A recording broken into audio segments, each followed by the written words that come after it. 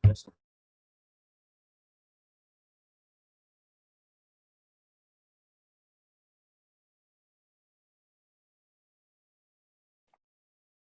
Yo, lagi. Tes 1 2 3 tes. Halo. Terus Halo. agak panjang mau ngomongnya mau. Tes 1 2 3. Tes 1 2 3 tes. Oke, sip. Udah mau. Pak Nia tuh umur berapa ya, Pak?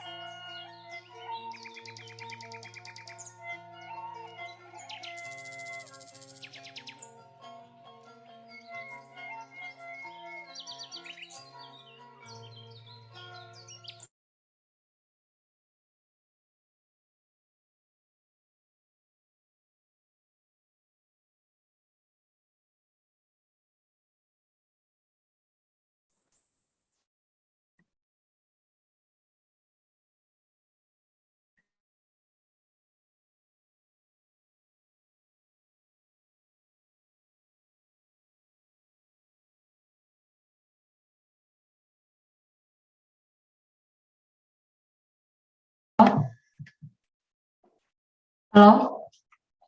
Okay. Good afternoon, everyone. Okay, so it looks like everyone's here, so let's just get started. Okay. Before anything else, I want to say thank you to all of the participants, both offline and online participants who have attended in this workshop. We are here today to learn and discuss more about the same thing that we learned yesterday about marine debris modeling using ocean parcels in Python. Okay.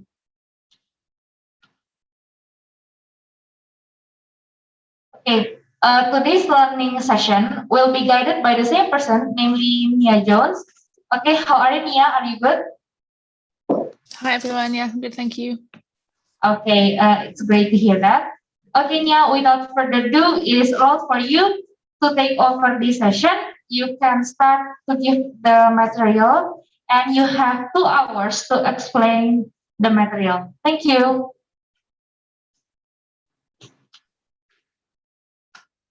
Great, okay. Hello everyone, good afternoon. It's good to see everybody again. So yes, like you said, we'll be going over ocean parcels today in a bit more detail and kind of how to run the model and how to run the particle tracking model on your machine. So overnight here, probably this morning in your time, I uploaded a file to the Google Drive called Indonesia Plastic Project.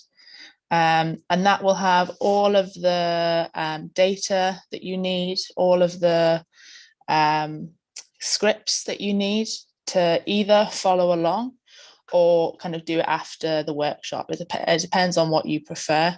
You can either try and follow along with me or just kind of look at what I'm doing and then try and recreate that later. So that's completely up to you how you want to kind of do this workshop. So I've kind of split today into 2 different scripts, into 2 different parts. The first script, so the first notebook, so notebook 1 in that file, we'll be looking at actually how to set up and run the model. So load the data in and run the particle tracking model. And then the second script, so the second notebook, notebook 2 in that file, or in that folder, sorry, will be how you plot the results file. And is everything okay?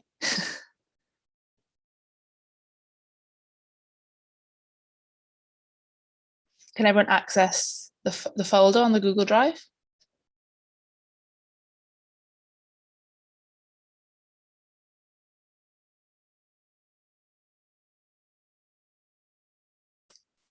Well, I'm not sure if you're trying to link. Yes. Hang on.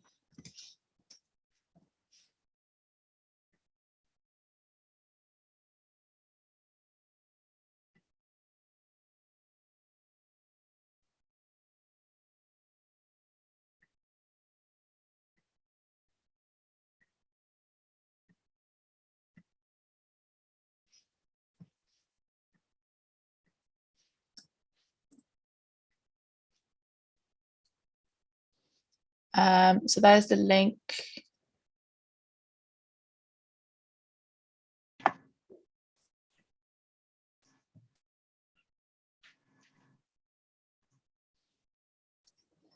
Yeah, so that's a link to the drive. And then if you go into the Indonesia Plastic Project folder, and then or download that whole folder, you'll be able to just work from that folder, and everything, all the scripts should work then for you.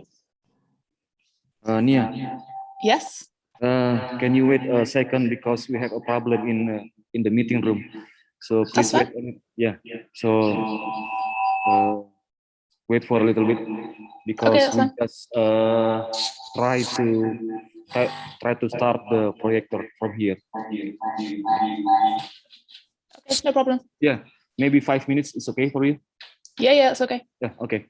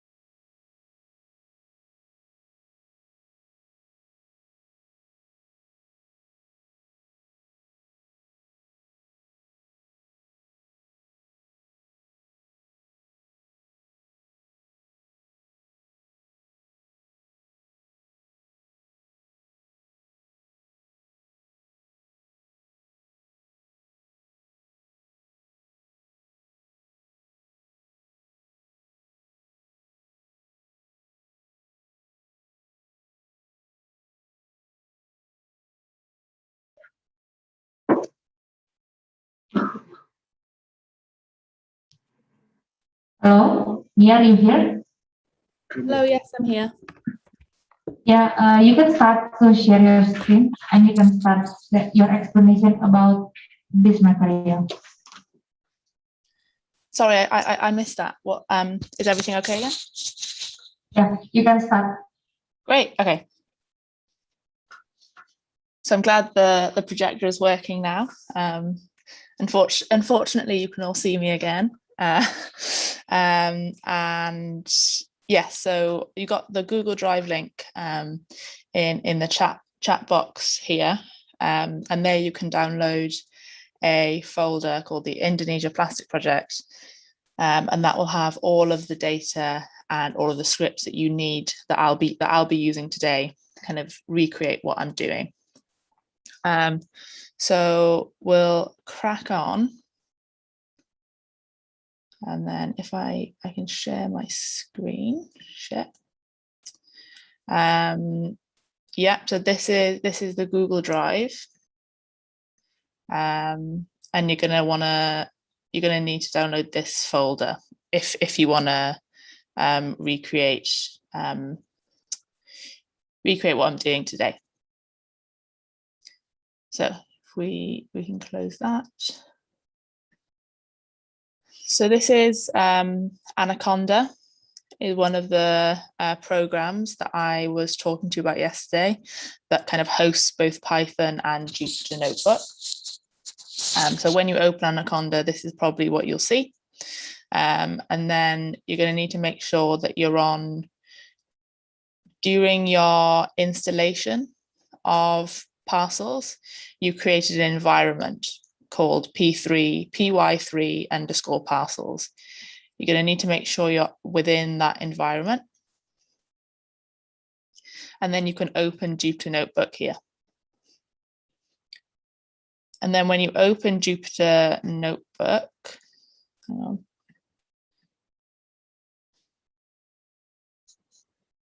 Sometimes it takes a while to load.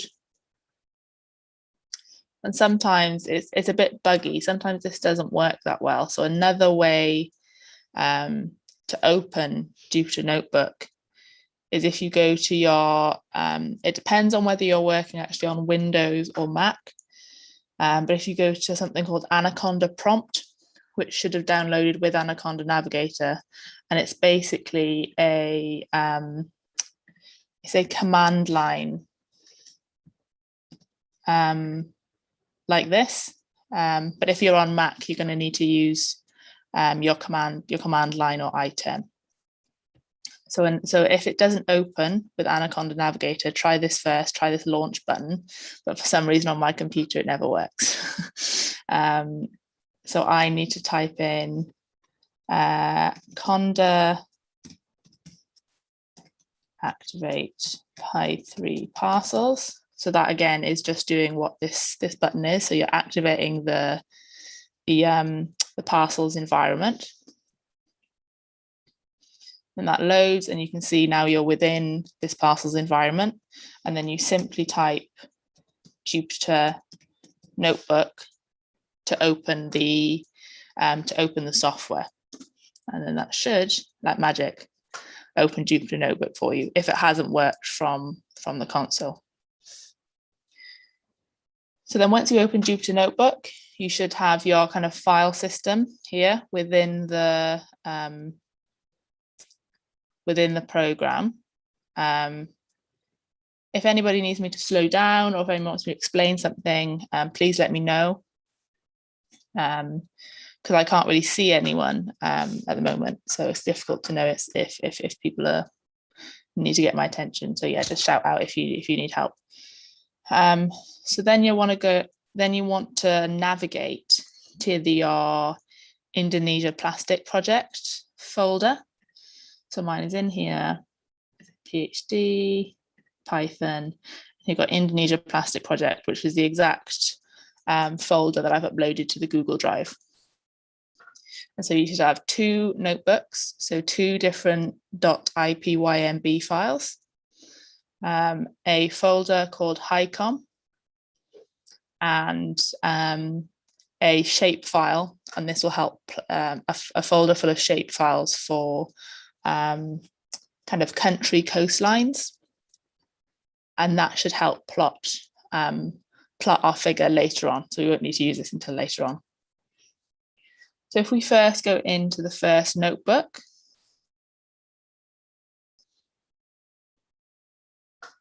so like I explained before, Jupyter Notebook is made up of different cells. You've got header cells, which you can click on and edit if you want to. You've kind of got more regular text cells, which you're able to click and edit and maybe add more notes if you're feeling like what's there isn't enough, or you want to add some extra explanation for yourself, please feel free to. If you want to add another box and say, so insert, cell below, I say you can add notes for yourself here. And if you want to turn that into kind of the text notebook style notes, I guess, you click Markdown, and then you can run this cell and it adds it to the notebook.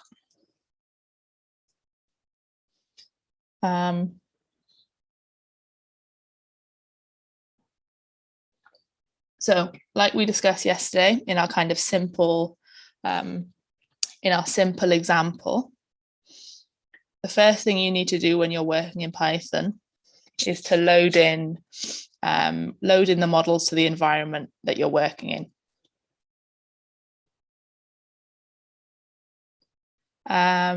And so these are all, so that we've got a few more than yesterday. We've got a lot of them, and some of them are extra as well. So it depends on how you've downloaded your Python and Anaconda.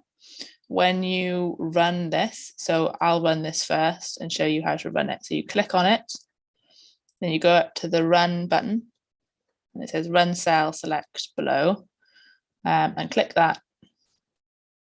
And then this star here meant that it was running and in progress.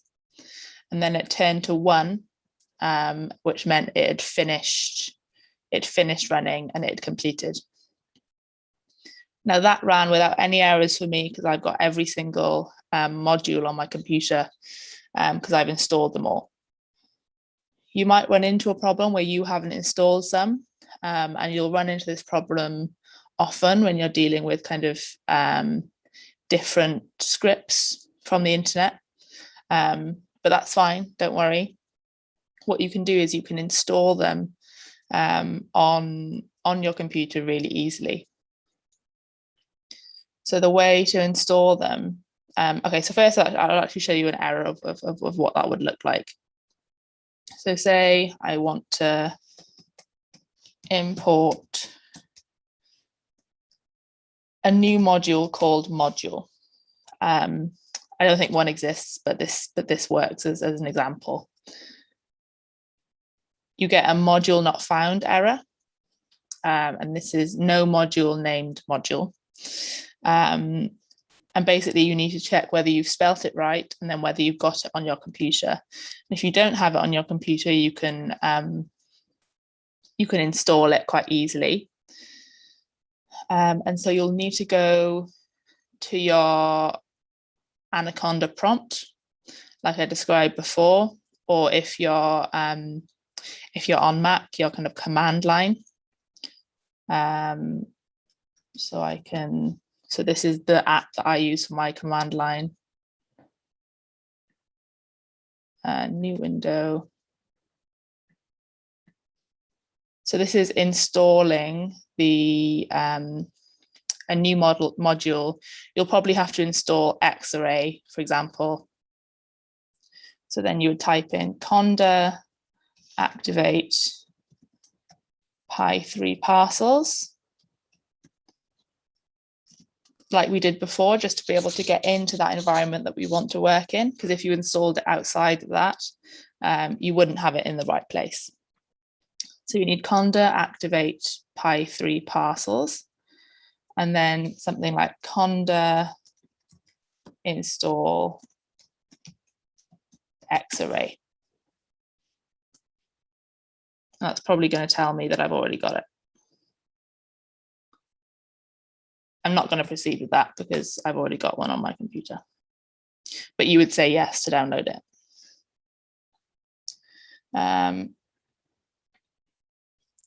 If you're having trouble with what to type, again, you can look this up online. So you can go to Google and I can say conda install X array module, for example. And then this shows you kind of what things might work and what to type. So hopefully that kind of solves any issues in that first box for you. And it might take a while to kind of get used to downloading everything. But hopefully that eventually works. So I'm going to clear all outputs. So I'll start running this again. Can everyone see? I'll make the screen bigger. Is that better for everyone?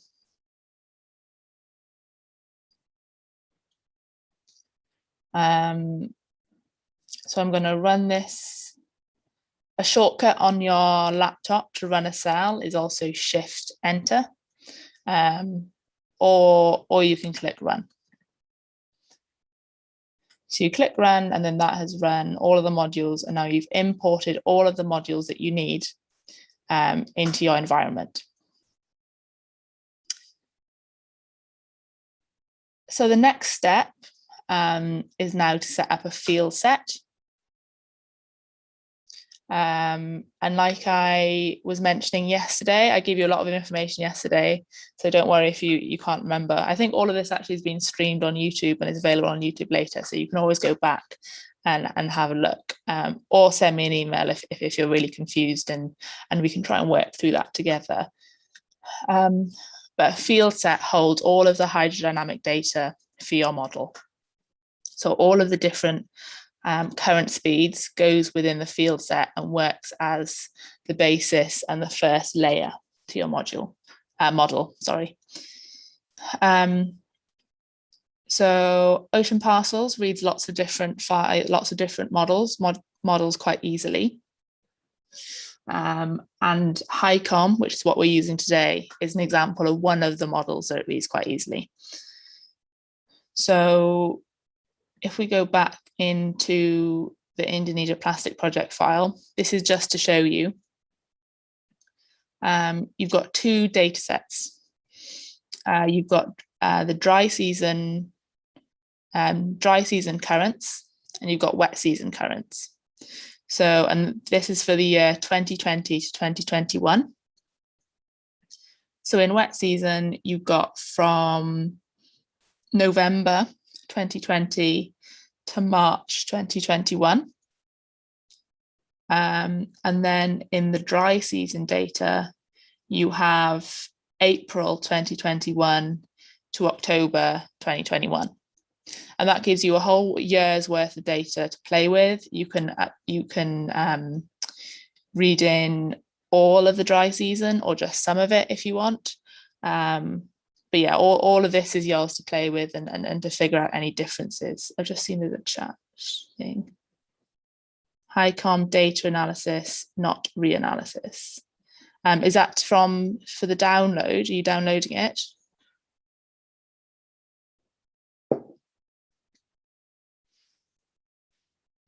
Yeah, so I think the one that I have and that you have now is actually the reanalysis. I can double check, but I think it's the reanalysis because it goes back over. But the data set on Google Drive should be enough for this. Should be enough for this tutorial. If you don't want to download it yourself.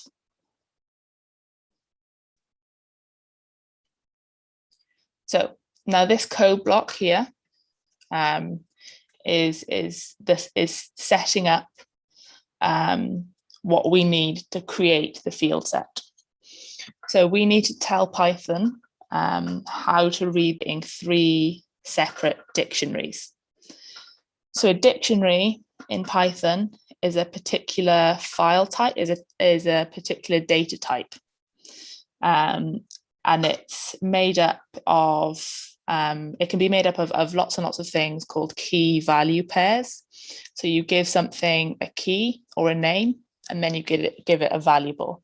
Like you give a variable a name, it's just basically a bunch of different variables, for example, within one dictionary, within one item.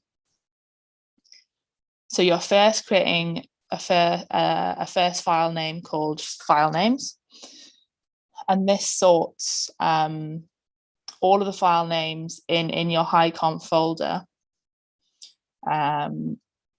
I think in number order, so you can read them, so Python can read them really easily.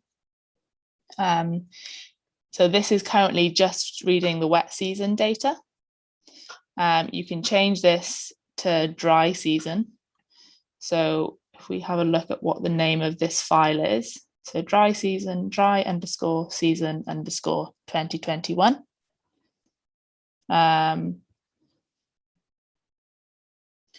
So we can go dry_season_ 2021, and it's kind of easy as that to change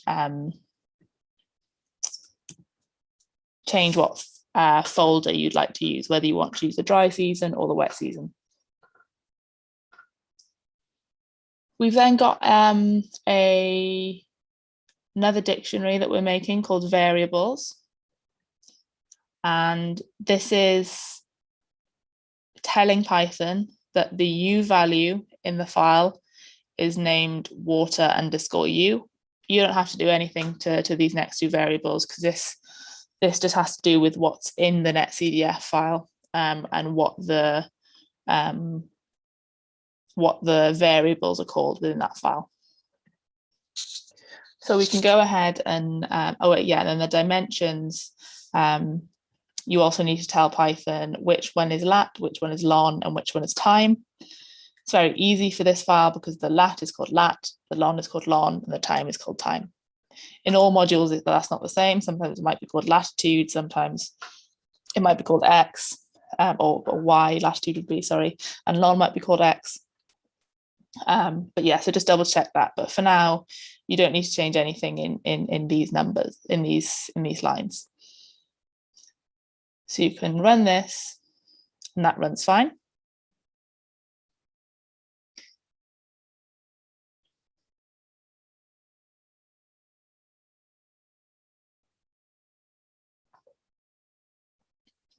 So the next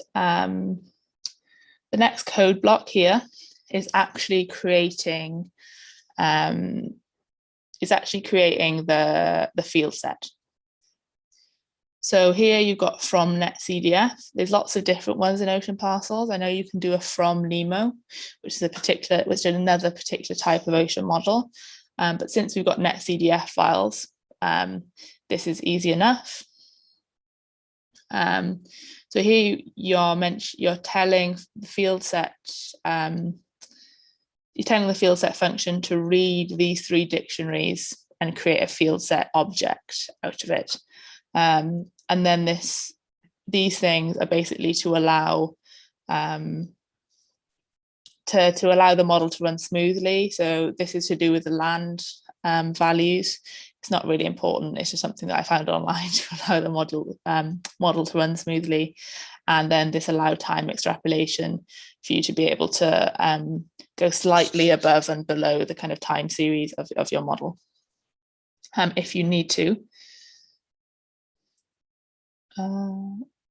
Just checking that there's no messages in the chat.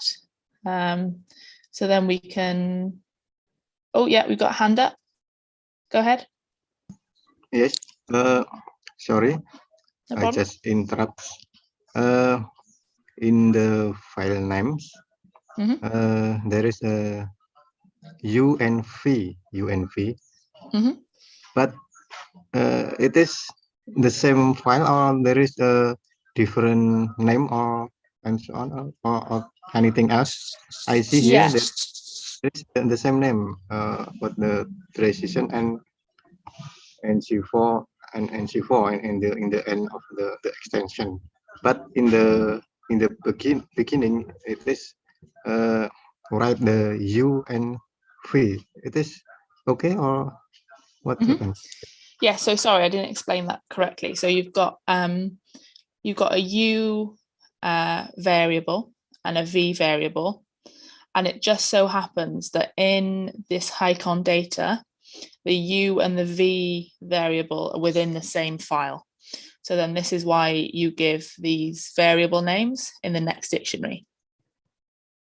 You can also, there are some model outputs that give you different files for each variable. And it's just basically, you can either say the same file name or different file names, depending on how many variables are within that particular file. I know, so Nemo, for example, like the other ocean model I was talking about, has different files for each variable. So you'd have to specify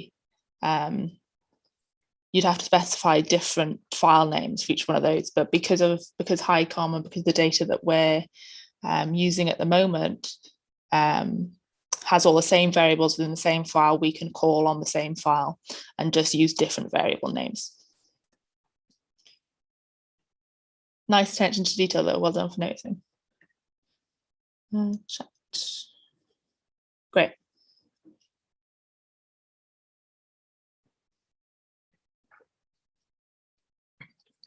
Okay, so we can go back to this field set function.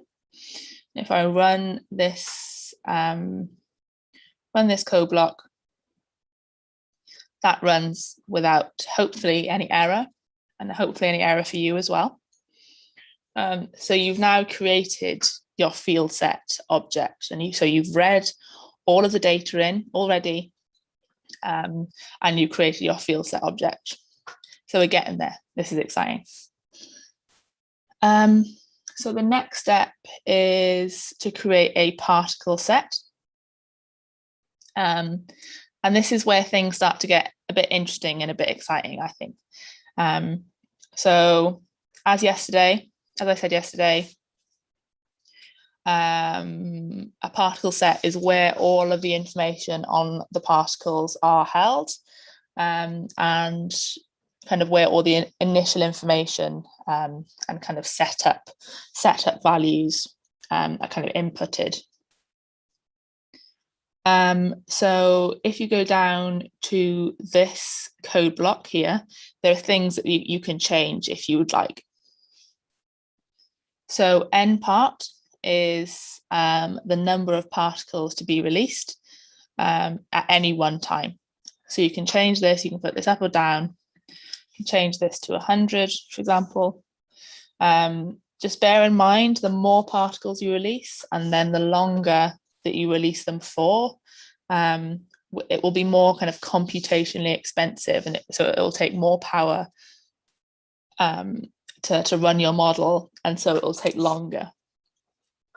So kind of you want to strike a fine balance in modeling between modeling something as realistically as possible and modeling something kind of as high resolution as possible with the amount of time it takes to run the model. And sometimes you kind of have to find a balance there and find a compromise. So you've got number of particles to be released, and then you've got a longitude value, and which is in here, which you can change if you would like. I'll keep it as it is for now, and you can keep it as it is for the first model run if you'd like. And then you've got a latitudinal value. Again, you can have a look on Google Maps, Google Earth, and where you would like to where you would like to output it. And then that creates a list. You multiply that by the number of particles you want, and that creates a list of starting positions for all your particles. So this creates a list of 124.8 degrees to 100 times over and over again. So then that will release 100 particles at 124.8 degrees in your simulation. And the same for the latitude, and these kind of have to be the same size for it to work. So then going on to the next variable, so this line 4 here, this repeat dt is how often do you want to release your particles. So if you get rid of this, variable, you just release them once. So you, for example, can just do this, change that into a comment, and that will release them once. Or when you add this in and put a number in here, it will release them every so often. So here I've said I want to release 100 particles. So I want this setup to be released every day, every 24 hours.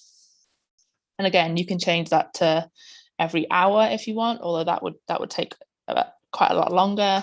You can change it to every week if you want and kind of see what happens. But there are lots of options there that you can play around with.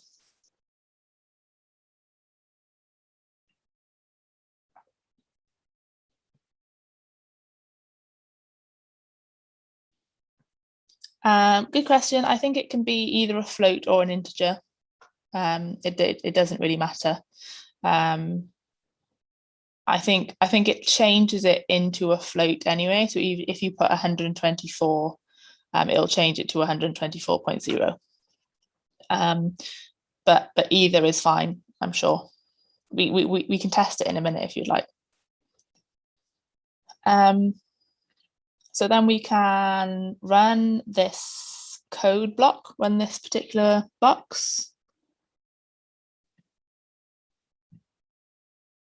And that's run that, and that has run without any error. And now this, this next code block is basically to check that where you've put the particles is correct, and just to give you kind of an idea of where the starting particles are. The visualization parts of Ocean Parcels that are kind of built in aren't great and aren't kind of thesis or publication worthy. So you need to do some post processing with the results file, which we'll go over later. But this is good just to check that everything is going to plan. So you can run this box here. And then that shows you that the particles are being released off the northernmost point of Sulawesi Island. Apologies for my pronunciation. And yeah, so that looks fine. So it says particles at 0000. So this is the start of the time series. So hopefully that's going to go okay. So then the next box is this one. And this is basically a problem solving measure. So when you run the model, you've got like I said, you've got the field set, you've got the hydrodynamic data behind it. And that is of a particular domain. And if you've got quite a small domain, like kind of we do, we just got it around Indonesia. This model can deal with big global domains. And so we just got it around Indonesia. The particle can float out and out of the domain and touch the edge of the hydrodynamic model. This causes the model to fail, and it means it can't go any further.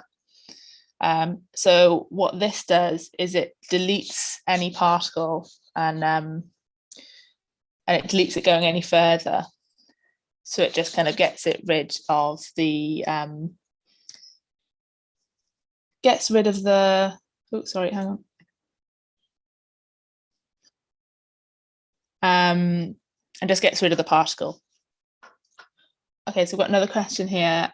Is it possible to classify the particle based on mass, dimension, or age? So you can add kind of another box here for its density, which is a function of kind of mass and dimension. And so then you can edit the density then. This won't work. It's not really applicable with this data because we're only dealing with surface level data, kind of one layer. Whereas when you're dealing with kind of sinking velocities, you want multiple layers. That is possible on ocean parcels, but kind of beyond the scope of what we're talking about today. But yes. And then with age, the particles are written into the results file based on time. So you can then, if you want to, see which particles are older kind of in the post-processing and see which are newer. So for example, you could do a scatter plot of all the different particles and color them according to the age. So red could be the oldest, blue could be the newest, for example. I hope that answers your question.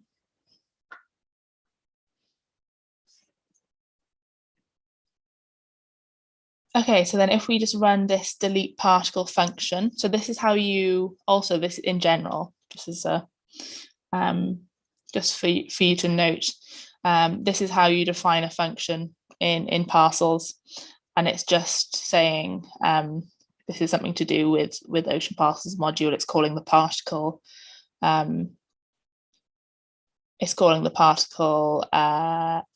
function.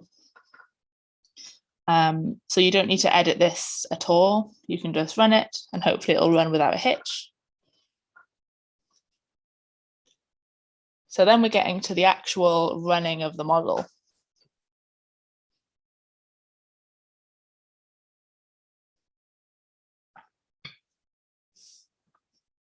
So here we've got another code block which executes the model and the p set, or the particle set, which we've saved as a variable called p set. So this executes the particle set and allows it to kind of run throughout time and write to a file number.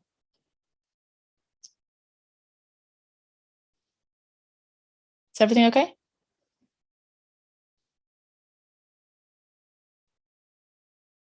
Not working again, I think.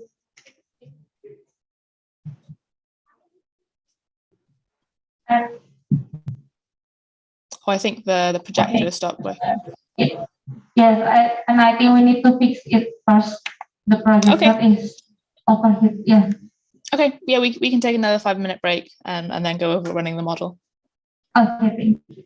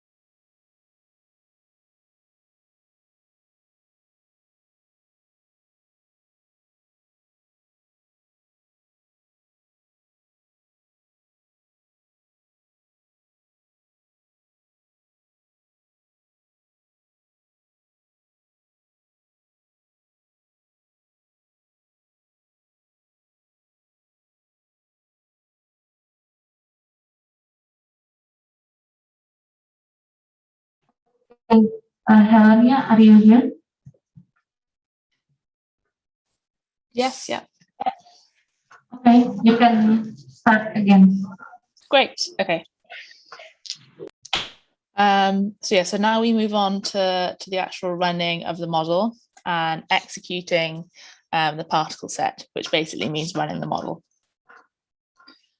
So we have to set up the output file. And here is the name of the results file. So you can change this if you like into whatever results that you want. Say you're kind of testing the dry season with 100 particles, you can say dry 100 results or something. And then this is the time step of the output. So how often do you want the model to write down where the particle is in the results file? So here I've just said every 6 hours. Pardon? From one of the participants. Oh.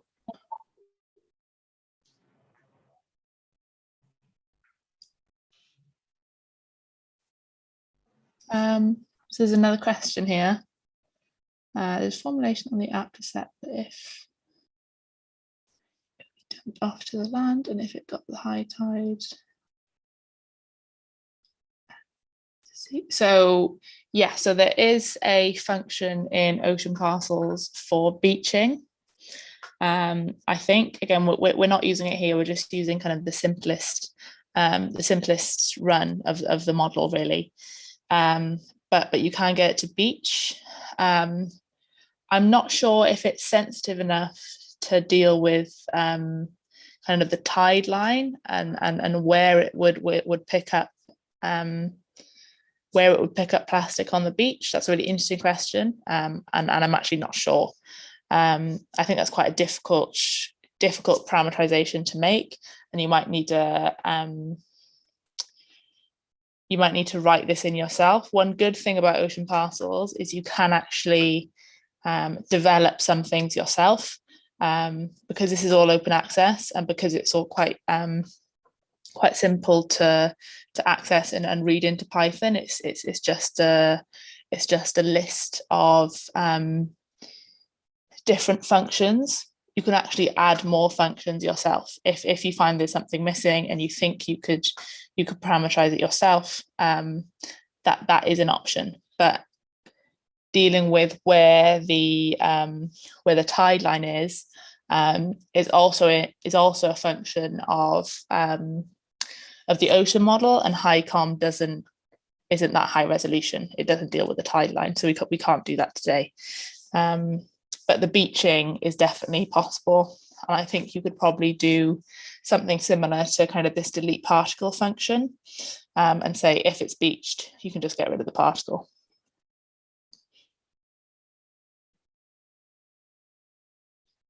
So now we've named the particle file, and we've named the results file. This is kind of just setting up how you would like to run it, really. So you don't need to change this third line at all. And then this particle set execute function is where you kind of get into the details of the model run.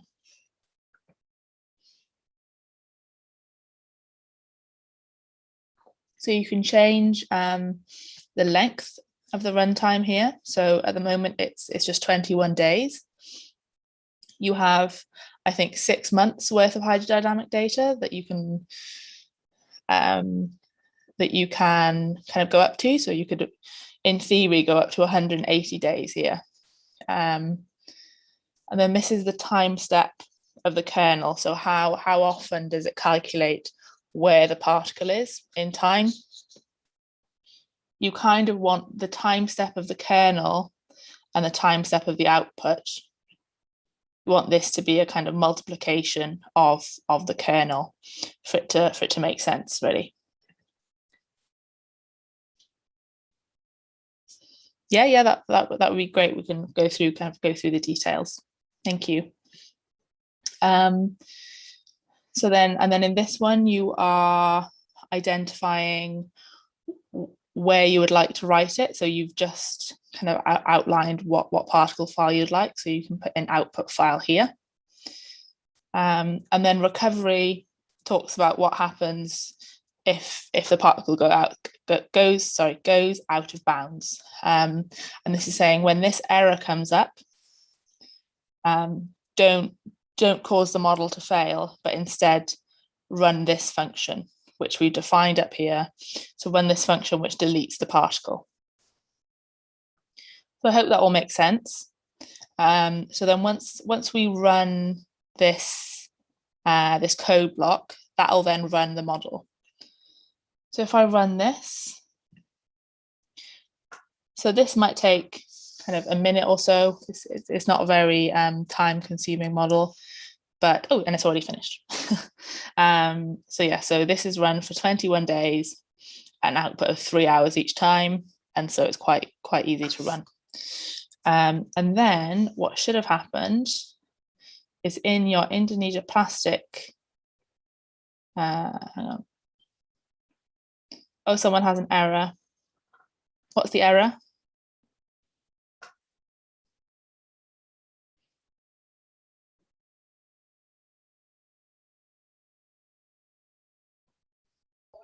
Yes, file not found error. Or maybe I can share my screen. Yeah, I can stop sharing mine. So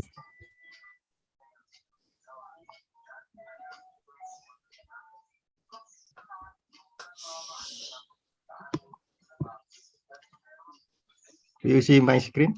Yes, I can. I have this error here. Okay, so if you scroll down to the bottom, let's see, file not found, pset info. It said that not such file or directory, this directory. Okay, if you kind of scroll all the way down. This is not num object is not attribute secret. So you're in the Indonesia plastic project folder. If you could go back to the first tab. This? Yes, yeah. Which one? Yes. So these are just different outputs. There's empty. There is no list here. So if you go back to the Indonesia plastic project folder, you can try and, so these are just kind of diagnostic files in terms of the output of the file of the model. Which so one? You could the folders that start with out. Is it out? Yes, so you could try and delete all of the folders that start with out, and then try and rerun your script and rerun your model, and see if that helps. If not, it looks like it might be a problem with your installation of Parcels. I remove this. Yep. Yes. And rerun again. Yeah, try and rerun it again. It's the same error, I think. Did that run? I'm not sure if that ran. Try and click the run button right at the top. I just click the button, and this is the result output. Okay. Same error. The list is empty too. Yeah, so if you go back to the error, we could try. So you can try and look at that, because I've never seen that error before. Runtime error, no NP files found in. The same error here. Secret. It is correct. The secret here. Yeah, so this has something to do with the functions that are being used within within Ocean Parcels. So if you scroll up to that kind of red bit, the red error, so runtime error, no NP files finding out. I think they try to find NPY files, but not found in this. Yes, I don't think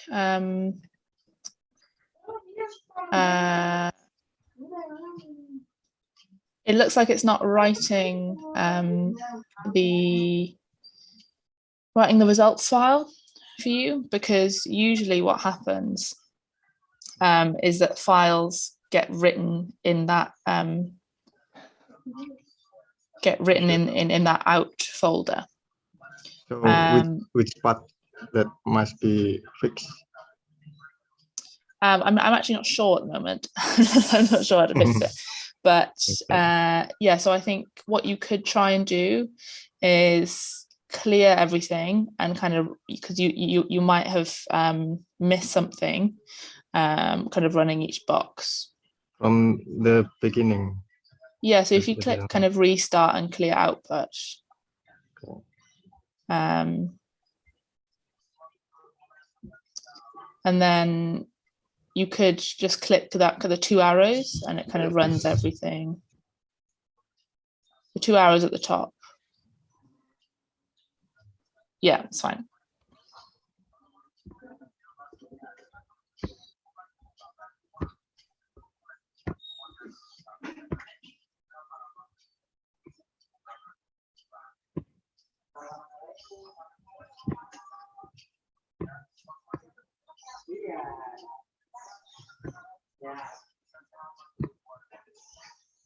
The same error, right? Okay, it's the same thing.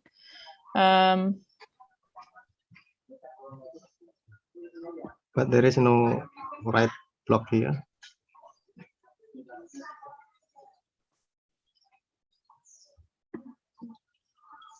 Yes, the same thing. Yeah. So yeah, so the problem is that it's not writing anything. So let me just double check that all of this is the same as I think it is just read the line 1 here.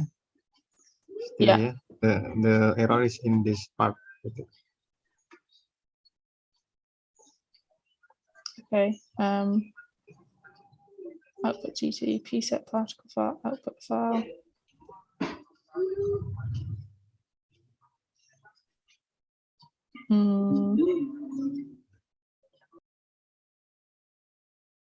Okay, so I think what we can do is I'll just finish running this script for everyone else, and then we can have like a 5-10 minute break, and I can try and find that problem for you, and then we can go on to the next script later on. Thank you. Yeah, okay. So if I share my desktop again.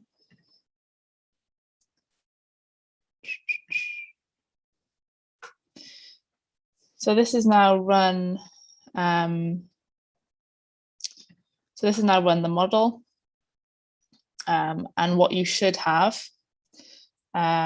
is a results file called filename.nc, or whatever you decided to call it. And this should have. Oops. Didn't mean to double click that. And this should have all of these .npy files, which I think is the previous problem. But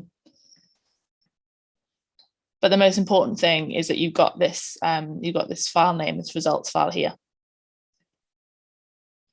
So then what we can do is we can do this pset show again. So remember we did pset.show to visualize. Oh, has the thing gone off again? The projector.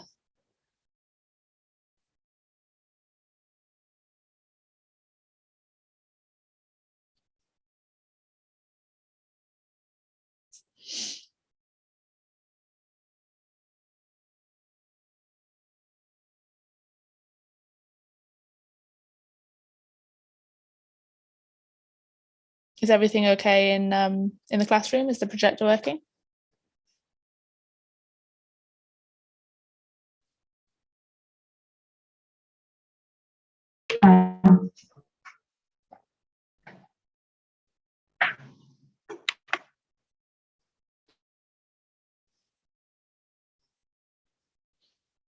In the chat box from Riam Badriana.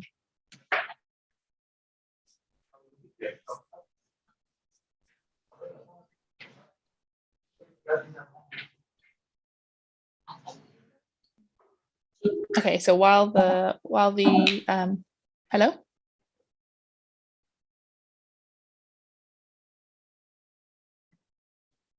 Okay, so while they're sorting out the projector, I think I can answer this question.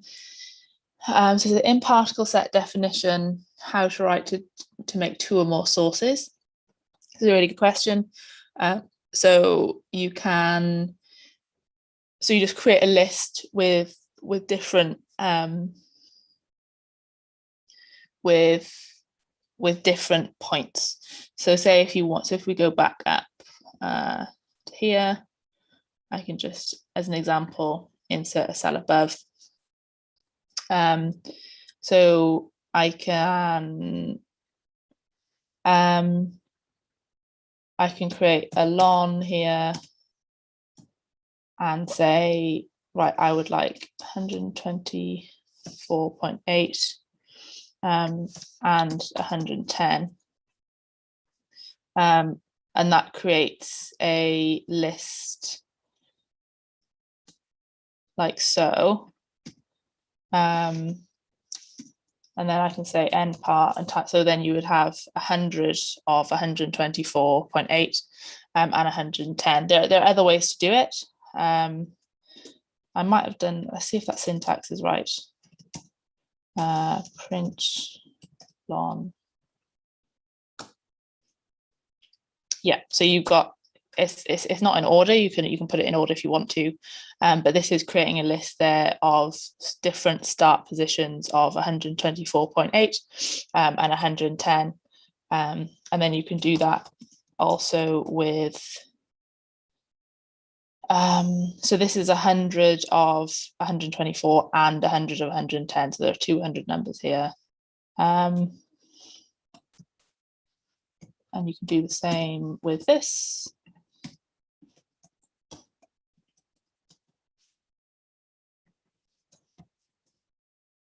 And it does the same.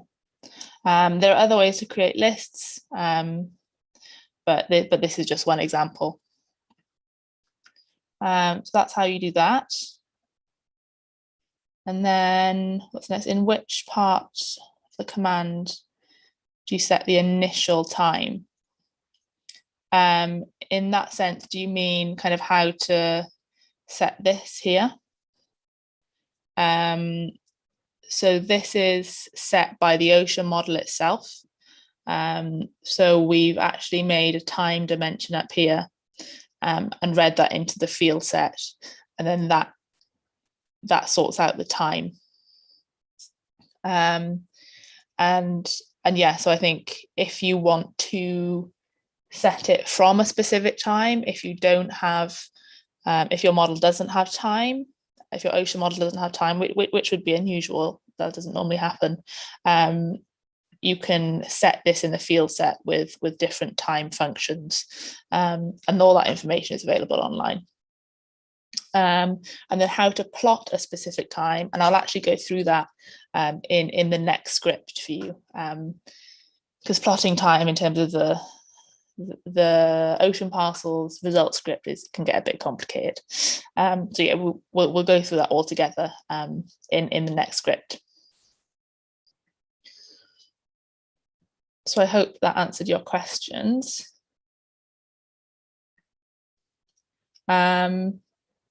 So is everything working in the classroom? Is everything okay to go ahead?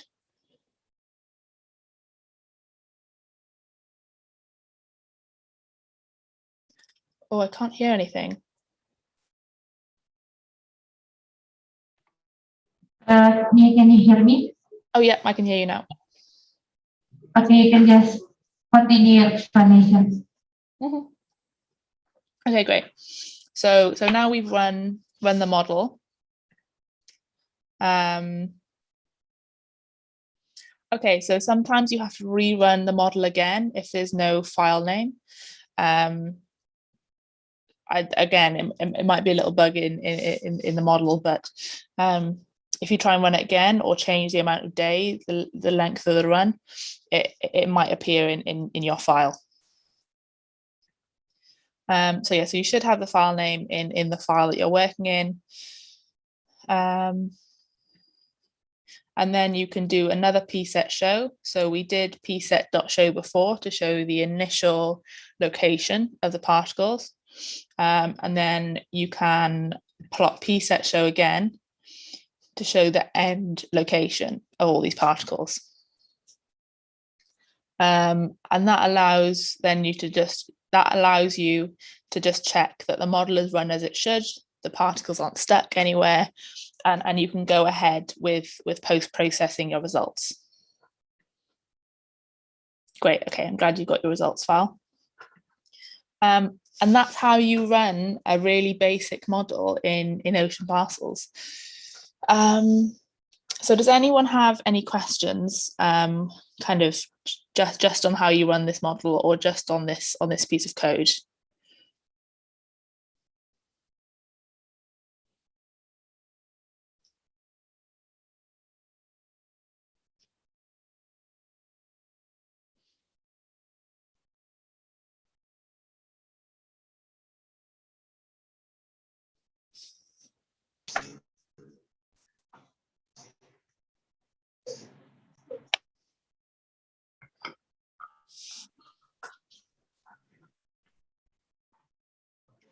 If anybody has a question, you can just write the question in the chat box and I will. A new question from Chandra. Yeah. Can I add a new plot for the particles? Yes, you can add different plots, and that's what the second notebook, we'll be going through that in the second notebook. If I've understood your question correctly, we'll be plotting kind of in the next part of the workshop, kind of over the next like 45 minutes or so.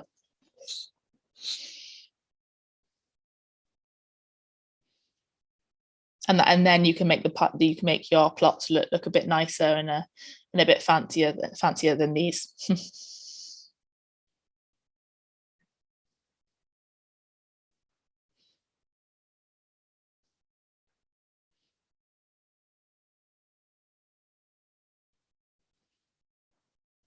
Okay, so if there are no more questions, I was wondering if everyone wanted a 5-minute break before the next script, the plotting script, or I can go straight on.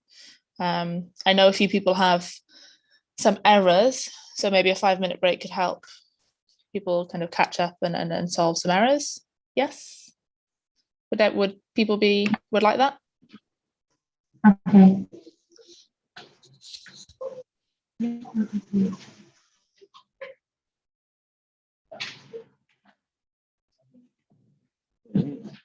Okay, so we're going to have a 5-minute break till the next script, right?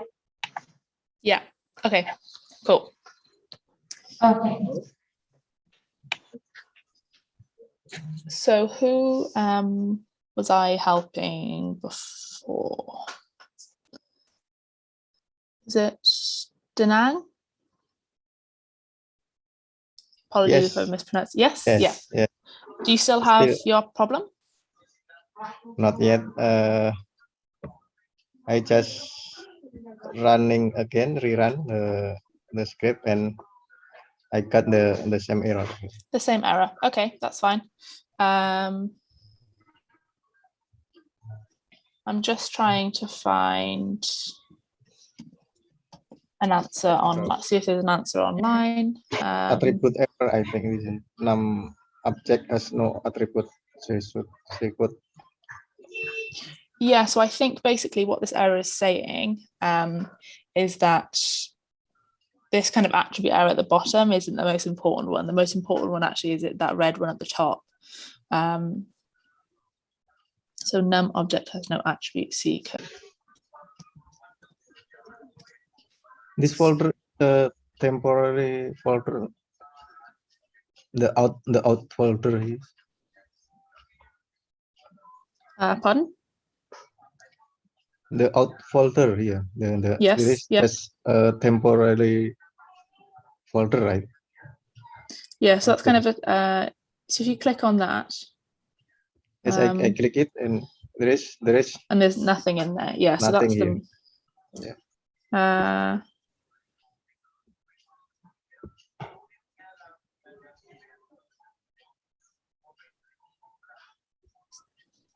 So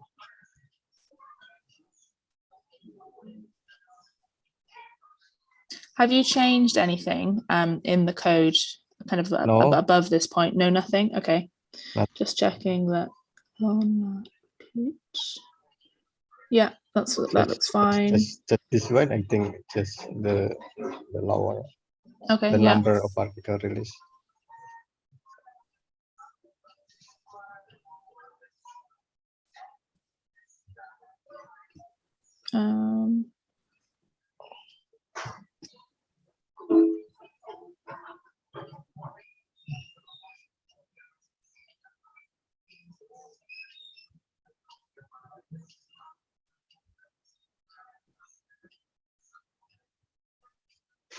I'm just trying to maybe, look online for you. Maybe you can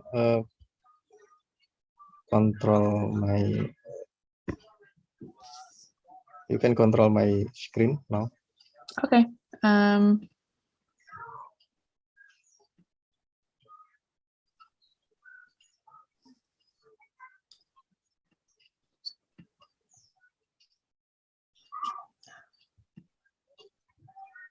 Oh, that red one is gone.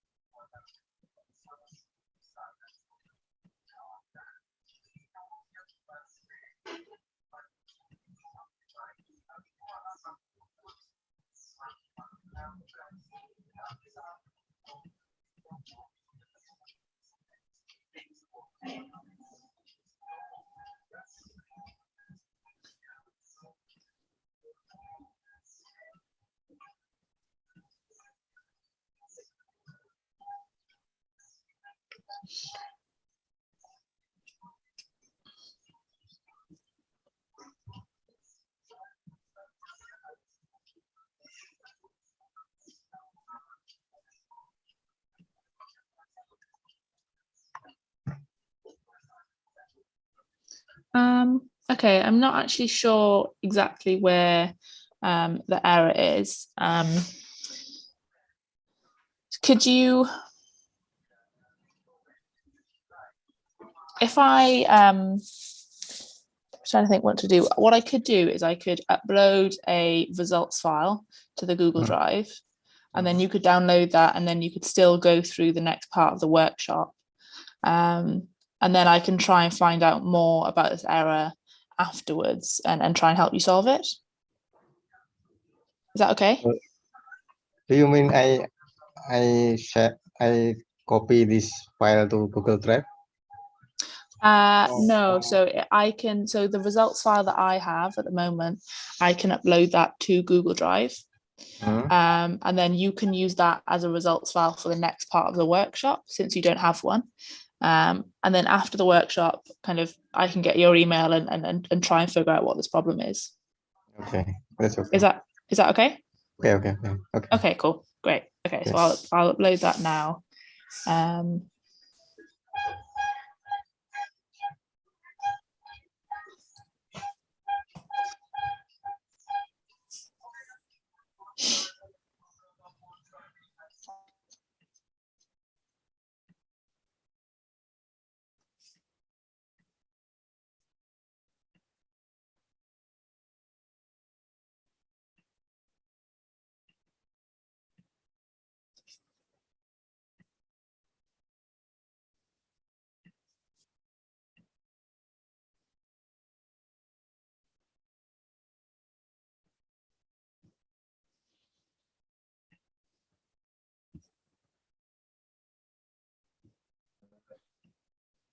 Okay, so for anyone who doesn't have a results file, whether you've kind of had some errors, so we can kind of move on and kind of do the next part of the workshop and maybe solve kind of your errors later. I've just uploaded to that Google Drive, which I can, to the Indonesia Plastic Project folder on the Google Drive. I've just added my results file that I've just run. And so that should then, if you can download that, and then you can use that with the following script, and that should, so then you should be able to do the next part of the workshop as well, even if you've had a couple of errors. And then, like I said, if you kind of want help solving your problem later on, I can be contactable over email. So, okay, so if I share screen.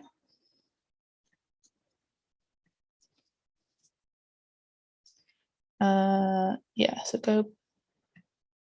So here, so it's the file name.nc is a results file if you're looking for it within the Indonesia Plastic Project on the Google Drive.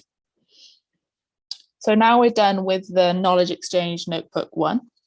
And yeah, so keep this kind of in your file just in case you want to go back and kind of copy some code from it and kind of remember what we've done. But we can now go to the second notebook of the workshop, so Knowledge Exchange Notebook 2, and start plotting. So plotting in Python depends on what you use and depends on how used to it you are.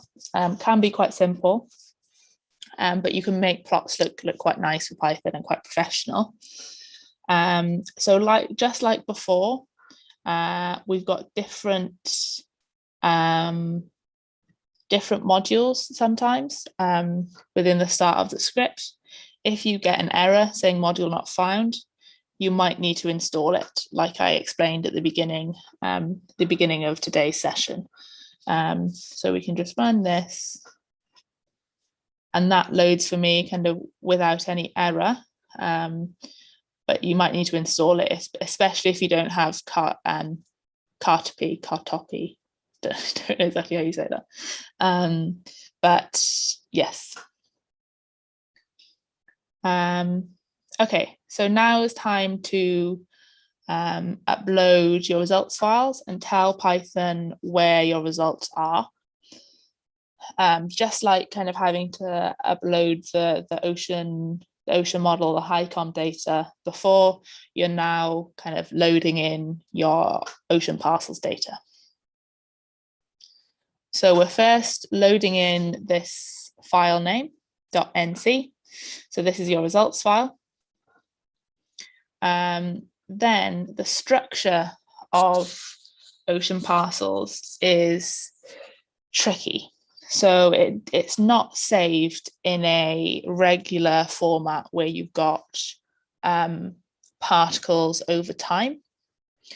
I'm actually going to show you what I mean. So again, this is the Ocean Parcels website. You've got lots of different tutorials which should help you if you've got any questions. This is a really good resource to remember that exists. So if I go on to the plotting tutorial, and I go on to the advanced analysis, which is through this link. Oh.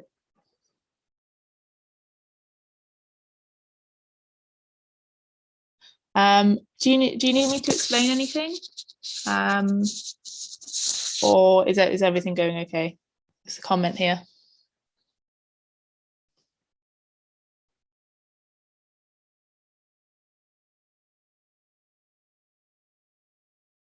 Okay, just let me know if I'm kind of going too quickly, or whether I need to explain anything a bit better.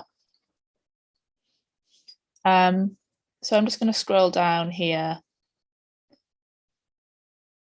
So this is what the particle file looks like.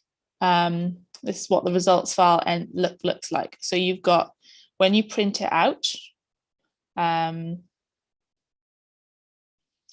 can show you. So each one of these rows is a particle. So in this particular example, you've got 10 different particles. So starting from 0 to 9. And then you've got 13 observations. Now, the columns don't equate to time. They're just called observations, because we've released particles at different times in the model run. You have to do a little bit of analysis to be able to get the exact time of each space.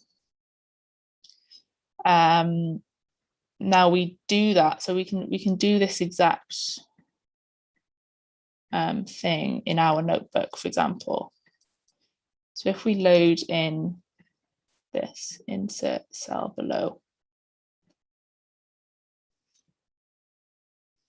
So data X array is what we've saved our results variable as. And then there is a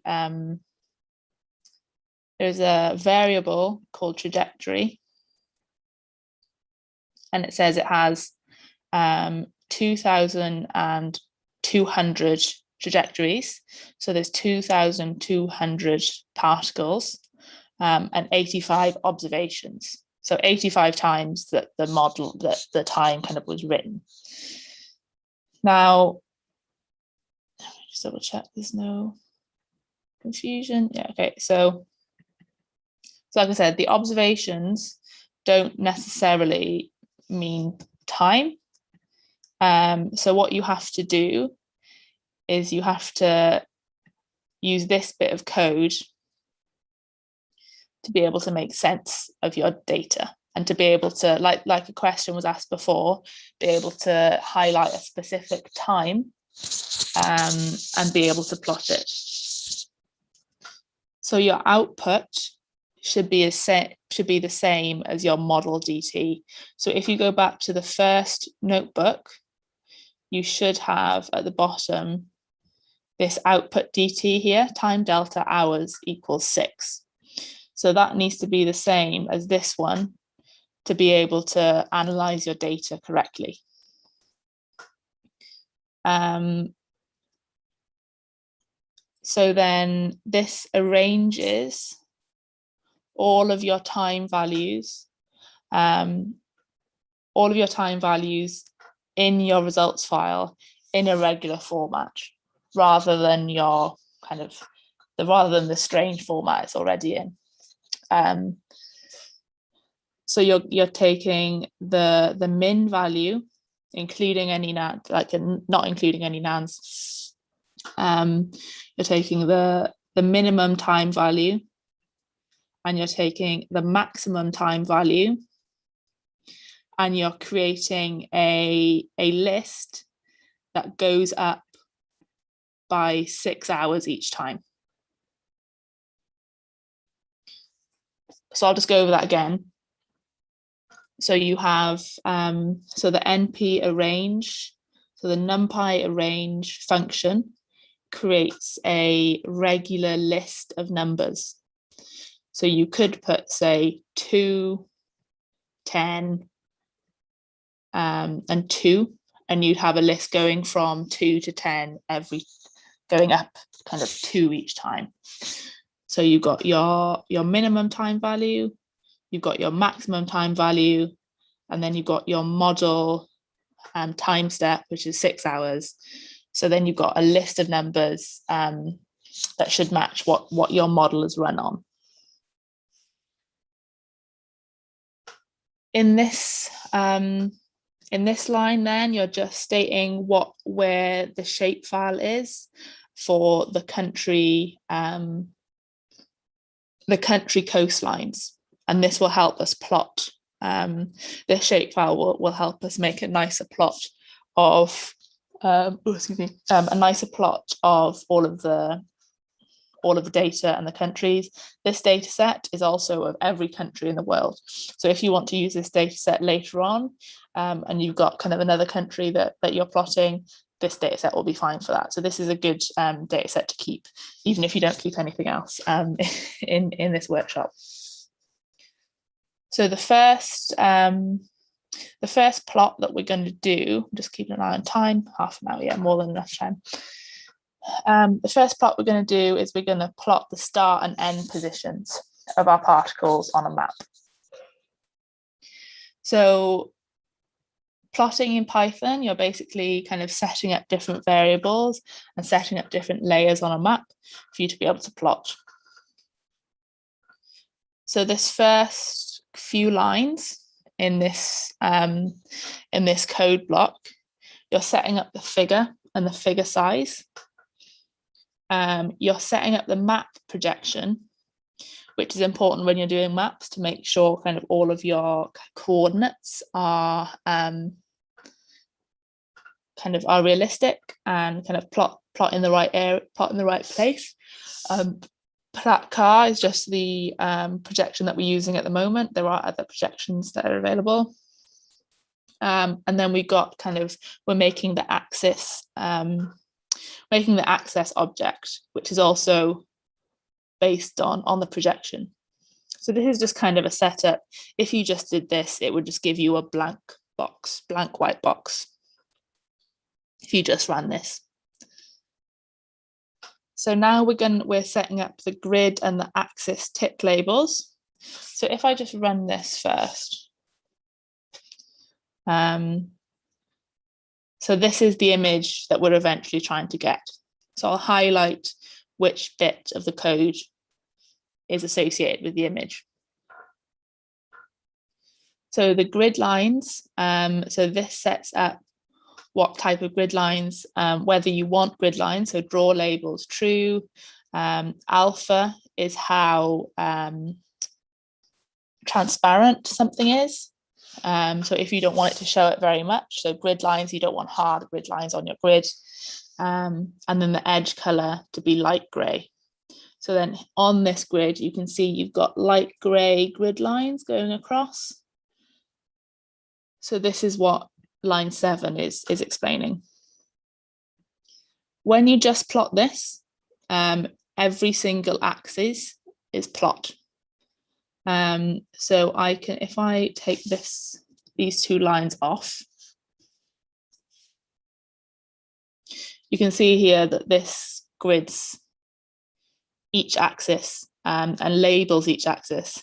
This is not really necessary. Usually you only see kind of labels on the left axis and the bottom axis. So here I've just turned off the top X labels and the right X labels. I'll run this again. That turns that off. So then now we can set our figure limits. So this is how zoomed in or zoomed out how zoomed in or zoomed out you want your figure to be. So if you want to, again, we can get rid of this and see what it looks like without. You can do this yourself as well, completely play around with it. And that's what it does without any limits. It doesn't look great. And this is why you kind of have, plotting in Python is quite a manual process. You have to kind of go through it quite a lot. But say I wanted to make the extent a bit wider. I can say, okay, I want to go to 220, I want to go to 130. And then I want to go to -2 and 6. And that zooms out a little bit, and you can do that as much as you would like. If you kind of want a detailed local plot, or whether you want a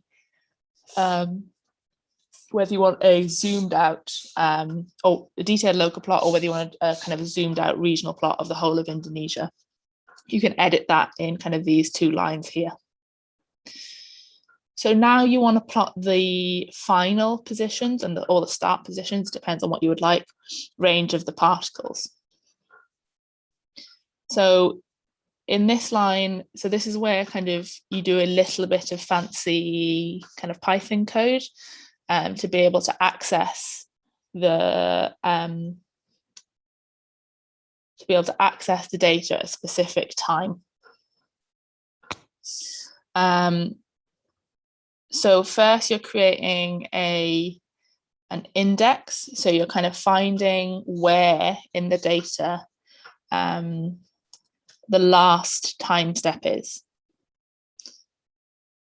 So making sure no one has any questions. Yeah, okay, so if you remember, we created this time range variable where we set up from smallest to largest the kind of time range. So here we're finding the last time step. So if you index -1 in Python, that automatically gives you the last number in a list. That's kind of just kind of how Python works. So -1 means the last number in a list. And you're asking this function to find where in the results file is the last time step. And then that gives you, for every particle, it gives you a location where it was in its last time step. I hope that at least makes a little bit of sense. Then now you found the position of each particle in its last time step, you can plot it and scatter it using this as kind of an index, so as positions. So the ax.scatter is a type of plot, so it's a scatter plot. You're then saying within the results file, which is kind of where you save this data X array, you want to plot the lon and the lat values, because usually I'll just do this for a second, what the syntax is for a scatter plot is you've got scatter X, Y, like this. So your X value is your lon values at the last time step, and your Y values are the latitudinal results at the last time step.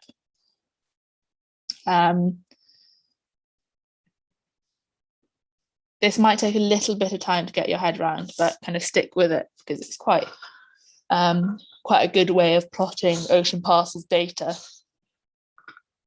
The rest of the scatter plot is then decided later on in this line. So S equals to size, face color, so what you want your face color to be, and what you want the dots to appear as. So I've just chosen red for now. And what label do I want this data to have in a legend, for example? Like I said yesterday, it's not all about remembering every single bit of this kind of syntax of this function. you can go to Google and say scatter Python and have a look online and just kind of jog your memory on how on what syntax and how to write this function. So it's not all about remembering every single bit of this code. So you've got S1, so that's the size, got face color red, oops, and then you've got the label end position. So at the moment, the face color is red. For example, I could change it to, I wonder if it has pink. There we go, that's a very, very light pink.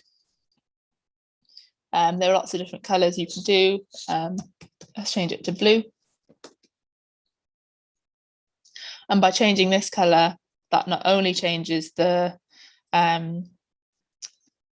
dots on the map, but it also changes the legend.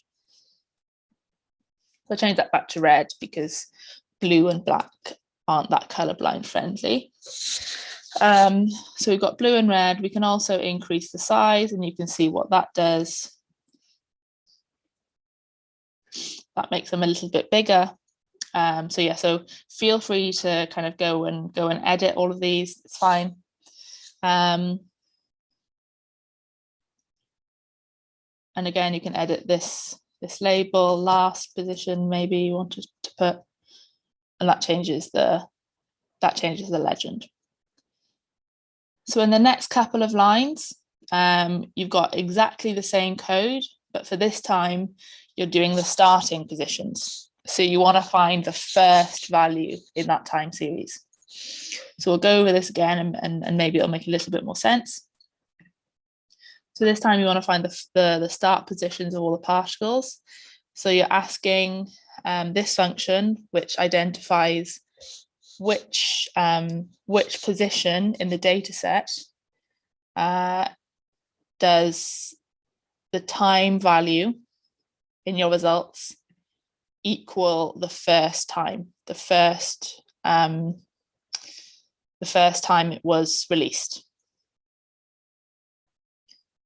And in Python, so like -1 identifies the last value, 0 identifies the first value, which is a bit confusing. So indices in Python start at 0, not 1. So the first value will always be 0. Then we're just creating another scatter plot. So again, we've got our X values.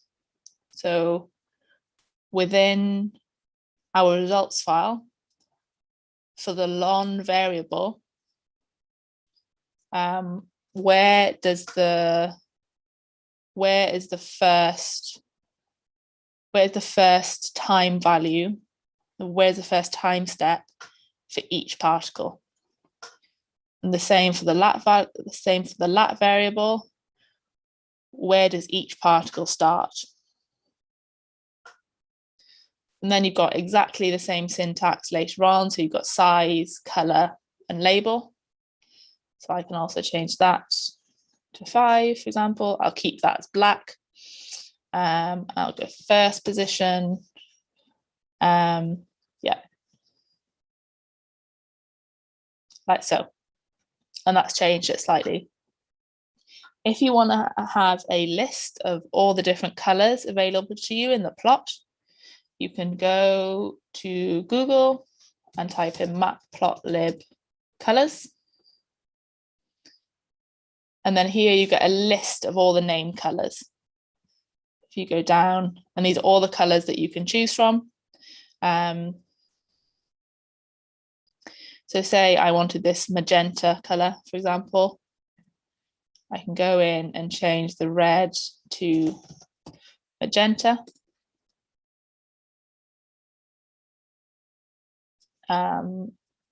And it changes that color nicely.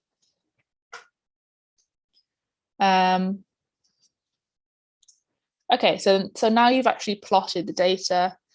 All the rest of this is kind of to make your is to make your, sorry, so early, is to make your plot look a bit nicer.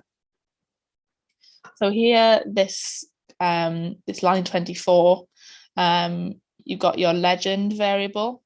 And for example, if you take that off, the legend disappears. So a legend is always good in a scientific plot, tells you what's going on. So we'll keep that in. Each of these things, again, has kind of a whole online manual that you can look at the details, whether you want to change the legend, the position of the legend, whether you want to make it bigger, whether you want to get rid of the box, all of that stuff is available. But we'll just go for this, try and keep it as simple as possible for now. So now it's time to plot the coastlines and plot the shape files. So this here is just reading. So this F name is what we identified up here as the shape files that I've given you in the Google Drive.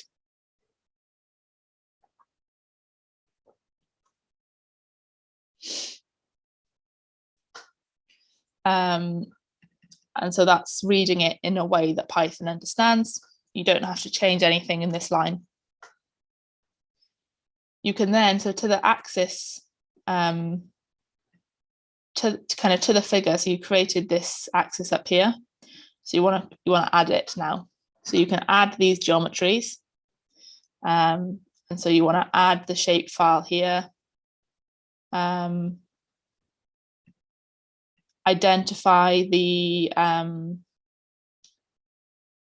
sorry, all my words are going on. Identify the projection that you need, and then you can change. So you don't need to change anything here, but then you can start to change the edge color and the face color. So for example, if you wanted like the land to be green, maybe we can do forest green. This might look a bit bright, but we'll see. Face color, forest green. And that changes the land color. Then you can do edge color, also forest green. So that's just an example of kind of how you can edit those shape files. And then you want to set your title. You can do any type of title, but this just for example is showing how to identify one particular time stamp. So this is looking at the particles at the beginning. This is not really correct. So say you want to do the last position. So like I said, to identify the last position of an array in Python, you can say -1. And then this is how you actually set the title with text. So you can say particles at, and then you add this variable. So I can do it like this. And then this is the final time step here, which is the 22nd of April, 2021. If you want to see just how that's changed. So this is the 1st of April. So it's gone from the 1st to the 22nd of April, 2021. And then you're able, to see that,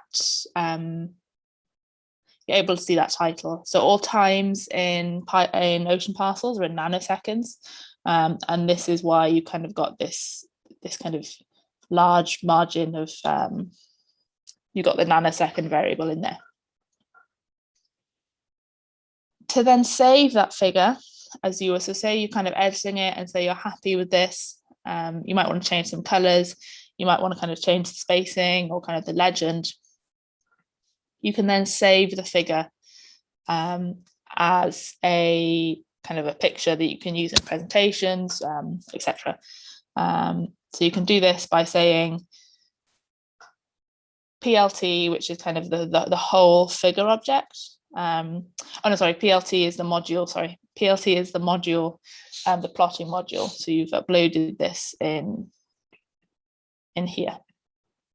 And then save fig is a function of that module. So you want to save the figure, and then this is the name of the figure that you want to save. You can change it to anything, but this is kind of the file type. So you can have lots of different file types. You can have kind of JPEG or PNG. PNG tends to be good. And then this is just to kind of reduce the amount of white space, this BB box inches. It's to reduce the amount of white space around your figure. So if we run this, that should then show up here and that you saved it. So I can then go to my documents, Python, and open this up. And then that has given me, so this is actually has a transparent background. And I've got a dark thing. So if you look closely, you can see the title and the figures there, but that's given you a figure that you can use outside of Jupyter Notebook, which is great. So that's worked. So that's how you do quite a simple plot of the start and end positions. The plot is simple, the code is quite complicated. Don't worry, I'm not saying that this is simple. But that's how you kind of do this plot, and then you can add stuff to it. You can kind of maybe add some ocean currents if you want, if you kind of want to go that little bit further. But there are also other plots that we can do. But before we go on, so I'm going to also go over plotting kind of a trajectory of one particle like this, and then other types of analysis. But before we go on, does anyone have any questions?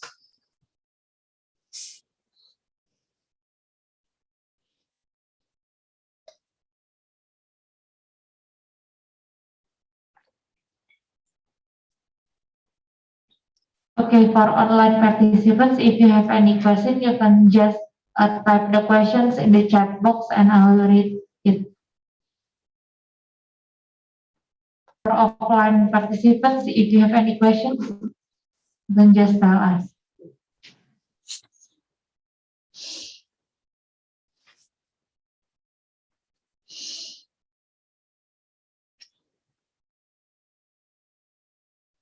Okay, so if there are no questions, we can, oh, we've got one here, great. How do you add the current velocity? So I can, if you want, I can actually send around some code to add the current velocity, but you can use the data that you use to plot, that you can use the HiCom model data for the U and the V. And there is a particular plot called a quiver plot, which allows you to plot the direction and the magnitude of the current values. So through using a quiver plot and the data, the HiCom data that you used, you can also plot a representation of the currents on there. And I can send an example around if you want after this workshop.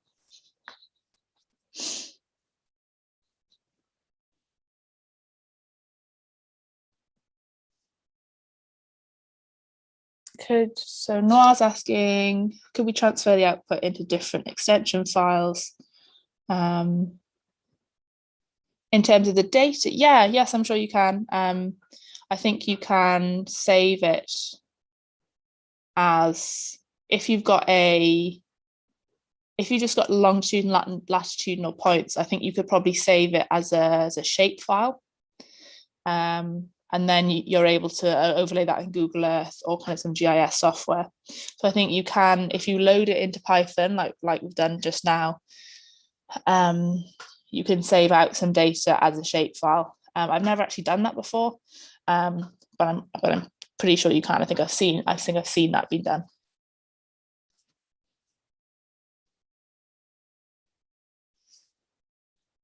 Okay, so I'll keep an eye to see if anyone has any more questions, but I think we've got about 10 minutes. So we'll go on to the next.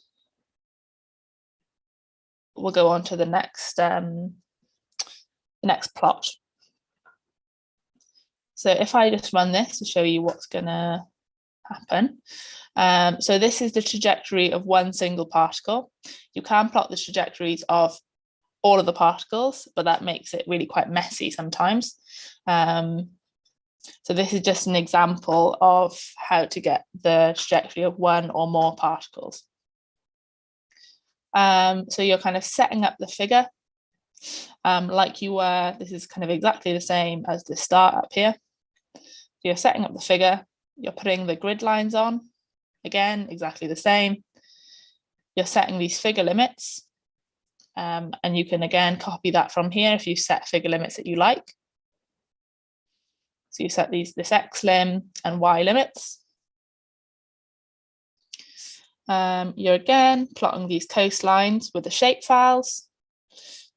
So kind of a big thing in coding and in Python is that you're kind of constantly recycling your own code, and you're constantly looking online and borrowing other people's code, kind of and applying it to your own.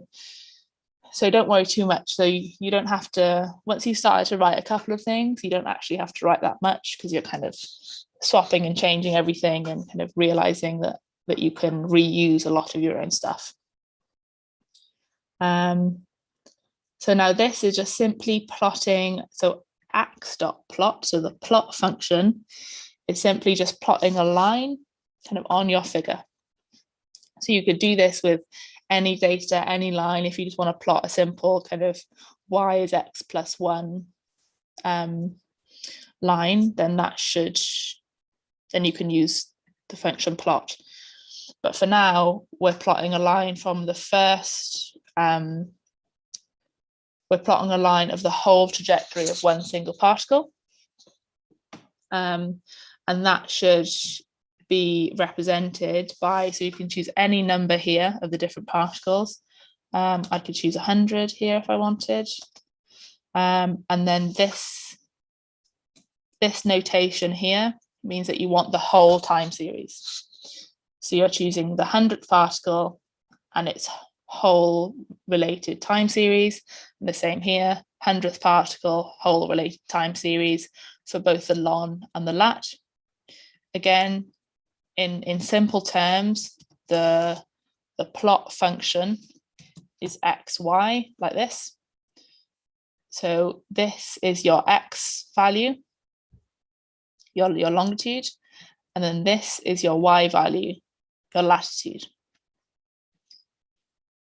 You then got lots of things available like line width and marker size, and then you've got your label, which is the trajectory. And you can see the label here. You can change the marker if you want to lots of different things. Again, you can go back and have a list of markers. Matplotlib in Python. And these are all the different markers that you could identify.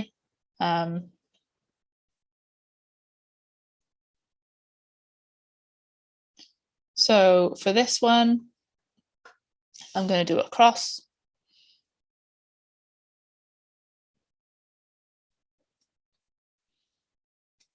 And that changes it a little bit and kind of changes the particle because I changed it from 5 to 100. If you want, you can actually, I think this might work, plot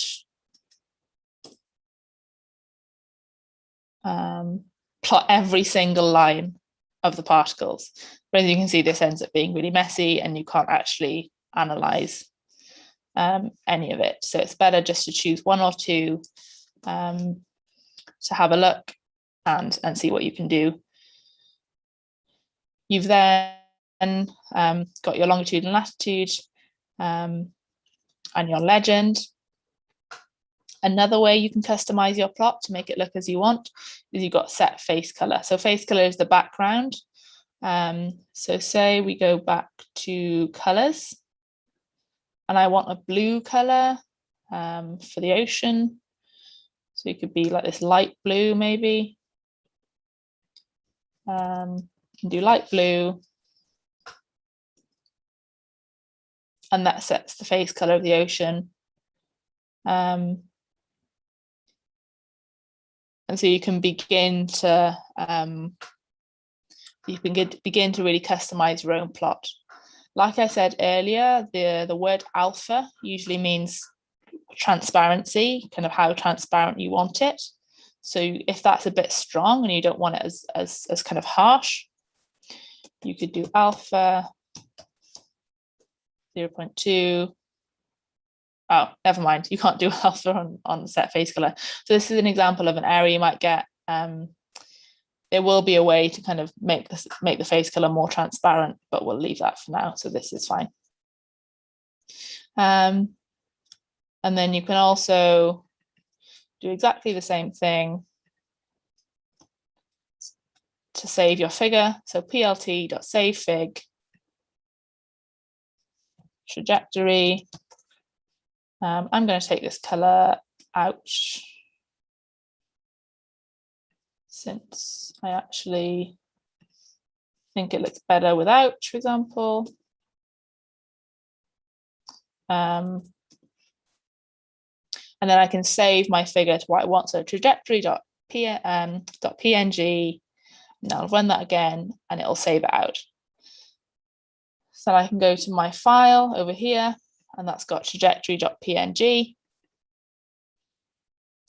And I've been able to save out that figure.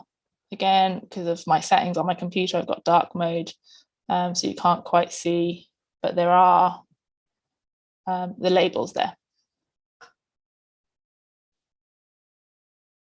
Great, okay. So then, as well as plotting kind of the start and end positions and the trajectory, you can also plot hours since release or distance. This is quite a useful analysis in particle tracking to see kind of on average how far your particles are kind of dispersed, and whether that changes depending on the processes you force your model with. So for example, do your particles travel a greater distance in the wet season than the dry season, for example, would be an interesting hypothesis to test. So here you've got your X values and your Y values. So your longitude and your latitude. Oh, we've got a set the resolution. Yes, you can set the resolution. I can't quite remember how we do it, so let's Google it. Set the resolution of figure.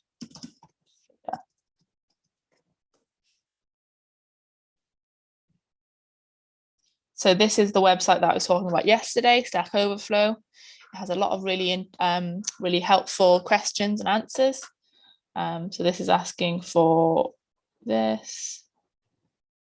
So yeah, so you want to specify the DPI, which is dots per image of your figure. So we can do that and say 300, trajectory 2, dots per image 300, and then we can see if it makes a difference. And then we can go back. So this is the original image. And this is the much higher resolution image. So as you can see, it's a big difference. So yeah, so if you kind of want to kind of blow up this image on a PowerPoint or on a poster, you kind of want as high as resolution image as possible. And you can do that by specifying the dots per image in your save fig function. So I hope that answers your question.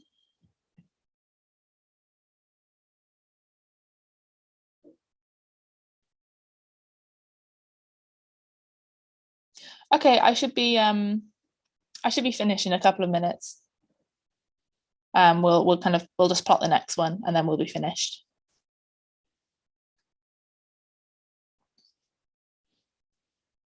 Great. Okay, so then the next plot, like I said, is distance since hours release, which can be a useful piece of analysis. And then here you're calculating the actual distance of each particle that was plotted. So this function is the cumulative distance, the cumulative sum of kind of the distance traveled, and this is just kind of the code that you use to be able to do that. And this is the equation that we're using here if it's difficult to kind of follow in code. So here you've got the square of the difference in x and the square of the difference in y, all squared, and then you put the square root in. So when you're coding in Python, it's useful just to write out the equation as it is, and then you can start to work out how you would write that in Python. But you've got both of those there to kind of help you figure out where we got that from. Then gone from degrees to kilometers. It's about multiplying with 111. That's how you switch it. You're then subtracting the initial time from each time series. So this allows you to get this variable, which is hours since release. So time since release, and then you can plot it against how far it's gone. So when every particle was 20 hours, this is how far they went. Then you're just a simple conversion from nanoseconds to hours, because like I said, in Python, the time variable is in nanoseconds. So if you want it in a kind of more readable format like hours, you need to convert it.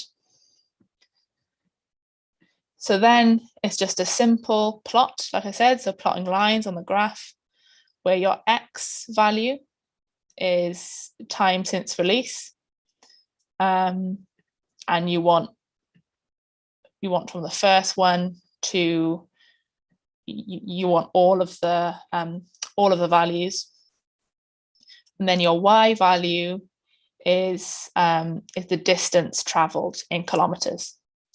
And this transpose means just I've kind of flipped the data to be able to plot it properly. And then this is how you add labels to a plot on Python. So you've got X label, hours since release, and Y label, kilometers.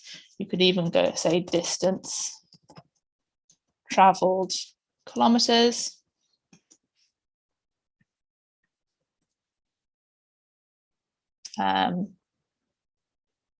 And there you go, that's edited that for you. And you can save that out very similarly as you've done there. And then this one here is basically the same, but instead you've got distance, you've got date of release over distance traveled. And this is just almost exactly the same, but here you've got kind of, you've changed the time variable to the date through this here. You can do this. Then that's changed that for you. So that's kind of how you plot everything. It's kind of a very simple introduction to plotting in Ocean Parcels.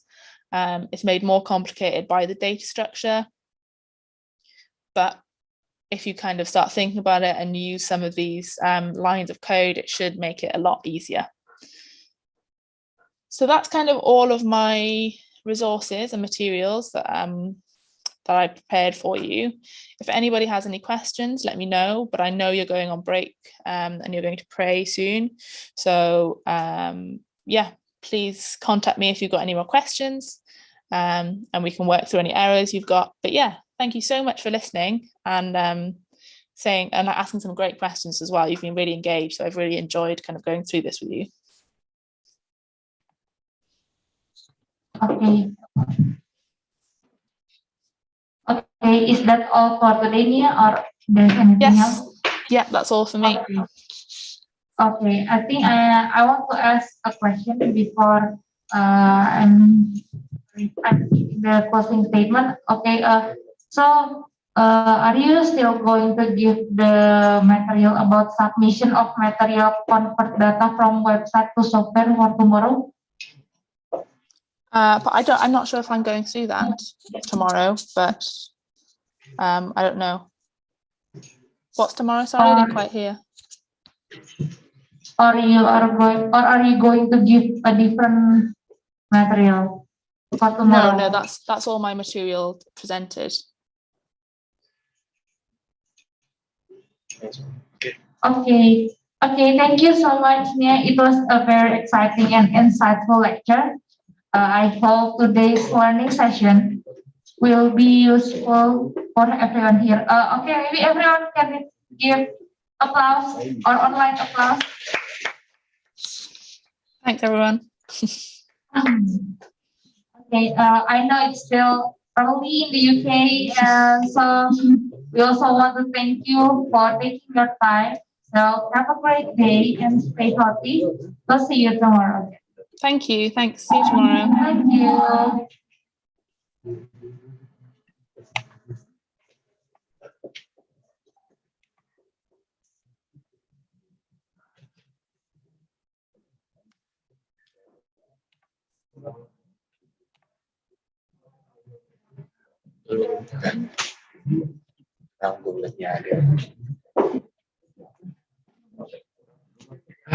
Udah diminta.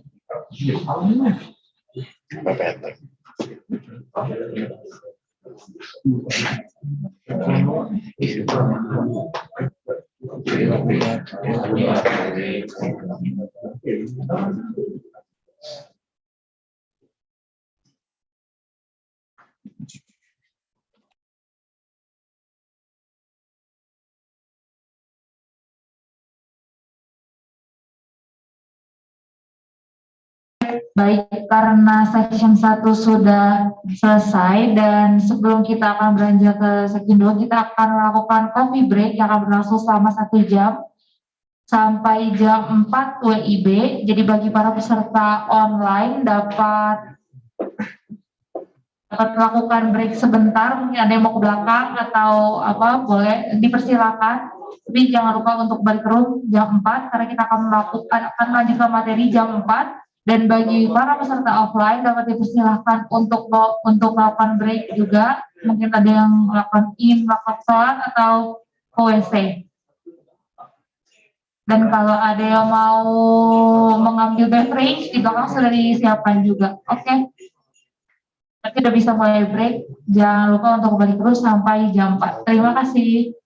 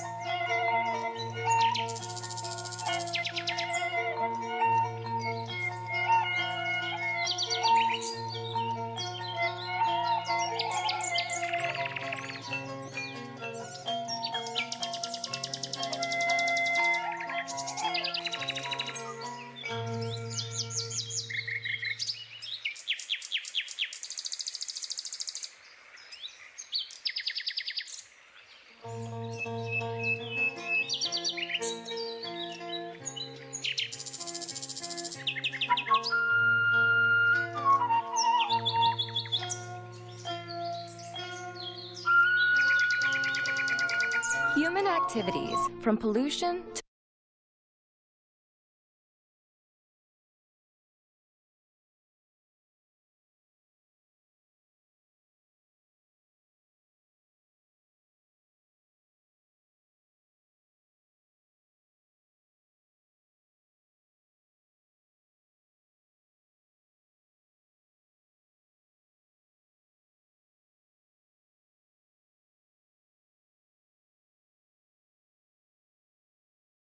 Human activities, from pollution to overpopulation, are driving up the Earth's temperature and fundamentally changing the world around us.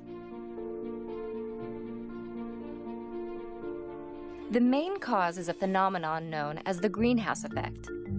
Gases in the atmosphere, such as water vapor, carbon dioxide, methane, nitrous oxide, and chlorofluorocarbons, let the sun's light in, but keep some of the heat from escaping, like the glass walls of a greenhouse.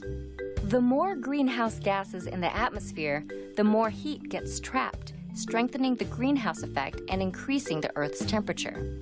Human activities, like the burning of fossil fuels, have increased the amount of CO2 in the atmosphere.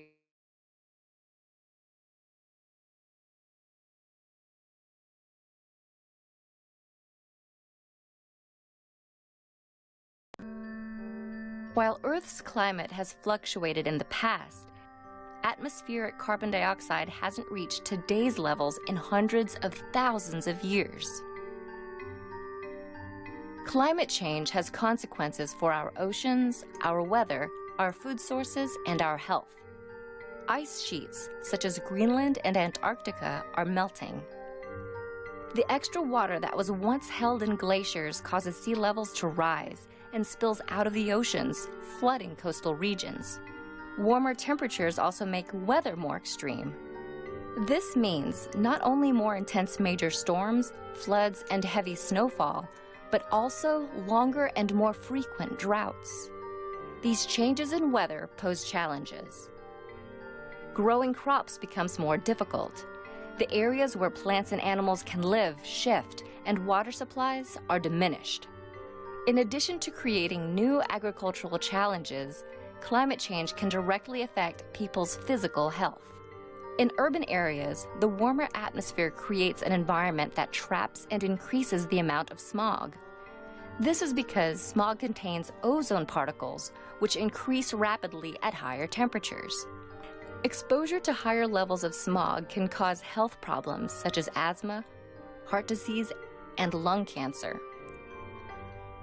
While the rapid rate of climate change is caused by humans, humans are also the ones who can combat it. If we work to replace fossil fuels with renewable energy sources like solar and wind, which don't produce greenhouse gas emissions, we might still be able to prevent some of the worst effects of climate change.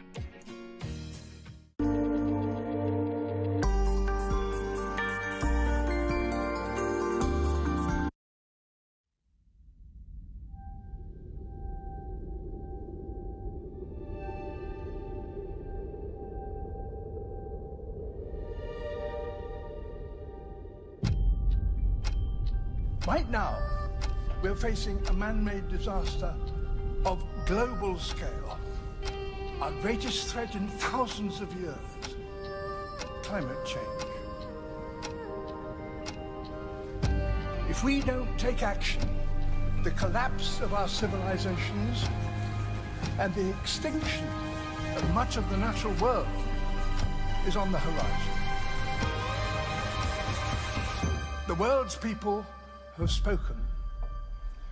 Their message is clear.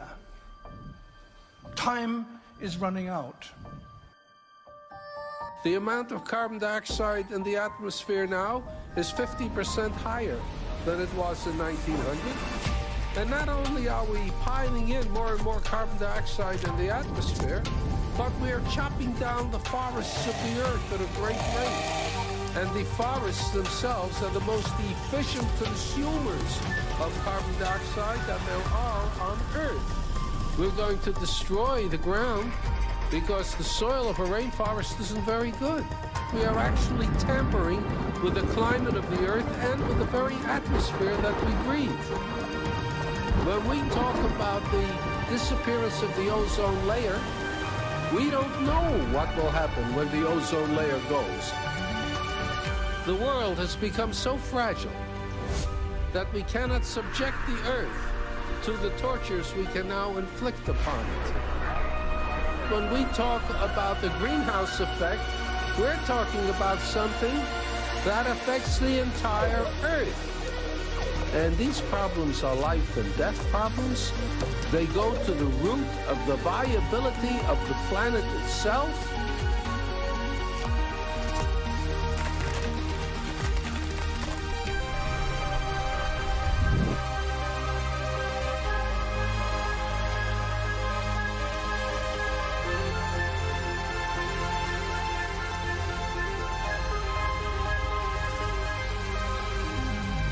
If there's one thing that is biologically certain about the human species, is that it is a human species, one species. If we don't stop the destruction of our natural world, nothing else will matter. Simply put, if we don't protect nature, we can't protect ourselves.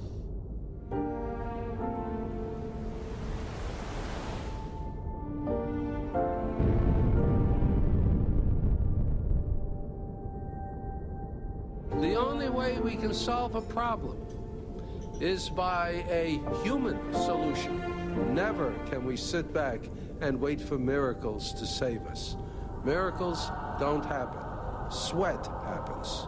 Efforts happens. Thought happens.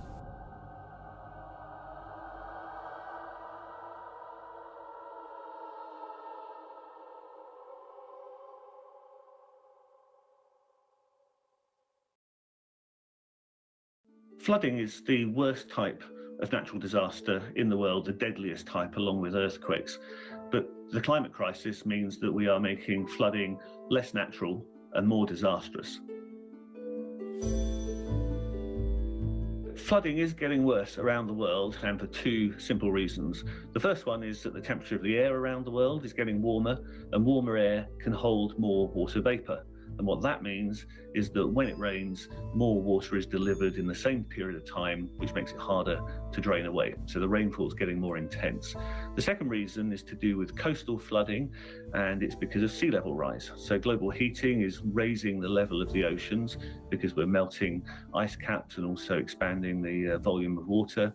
And that means that when cyclones and hurricanes blow in, the higher level of the sea gives it a higher starting point, and so it can reach further inland when it floods. So in those places all around the world where flooding is a problem, we're going to see it happening more frequently and more severely. There are three types of flooding. The first is river flooding. We've seen some terrible examples of that recently in Germany, for example. And this is where there's really intense rain that falls down into the river, and the river can't carry it away quickly enough to the ocean. So the river level rises, it bursts its banks and goes into the town or the city around. With flash flooding or surface water flooding, it's a similar story. Too much rain, very intense rain falls in a particular place, and the land can't take it away. It often happens in cities, and we're talking about sewers and drains there which get overfilled. And again, we've seen horrible examples around the world, in central China, in New York, and in London in recent times. The third type of flooding is coastal flooding. That often happens when cyclones or hurricanes and the fierce winds that they bring blow the water up onto the land, often breaching the sea defences. Floods are complicated events because they depend not just on the weather, but also the position on the ground, the position of infrastructure, and so on. So it's quite difficult to precisely assess to the extent to which they are increasing. However, there are other ways of looking at it. And for example, with the floods in Germany this summer, scientists did a quick analysis to work out how much more likely climate change had made those floods. And what they concluded was that it was up to 9 times more likely that those very severe floods had happened because of global heating. Well, in a word, they're appalling. Flooding is the worst and most deadly natural disaster, along with earthquakes, and has resulted in the death of millions and millions of people in the last century. But it also has a really enormous economic impact because it destroys infrastructure, it destroys buildings, it destroys power lines, it destroys hospitals, and it takes a really long time to recover from flooding because it takes such a long time to dry everything out and rebuild it. But it can also have a really traumatic effect on people from a point of view of mental health. En 3 heures, l'eau est montée à tout recouvert jusqu'à la ligne là-bas sur la cuisine. Et puis voilà, tout s'est échoué ici. Birkaç tane böyle gözümün önünden doğru ceset geçti. Yani bu hayvan, özellikle bu şu karşıda köpek vardı yavrularıyla. Onun çığlıkları falan kulağımdan gitmiyor. Yani gerçekten kulağımdan gitmiyor hayvanların çığlıkları. Perdimos todo. Nuestra fuente de ingresos era esta. Estamos muy mal. Digo, lo material primeramente Dios con trabajo. And probably the most important thing is being aware that you are in a flood risk area. Most national authorities have some way of doing that and often provide alerts which you can get linked into. But in terms of preventing floods, the most obvious way is building flood defences, often based on concrete, often based on tall walls. But there's a limit to those, both in terms of how much they cost, in terms of how much of water we have to deal with, and also what people will put up with. If you've gone to live by the sea or by a river, you don't want to end up with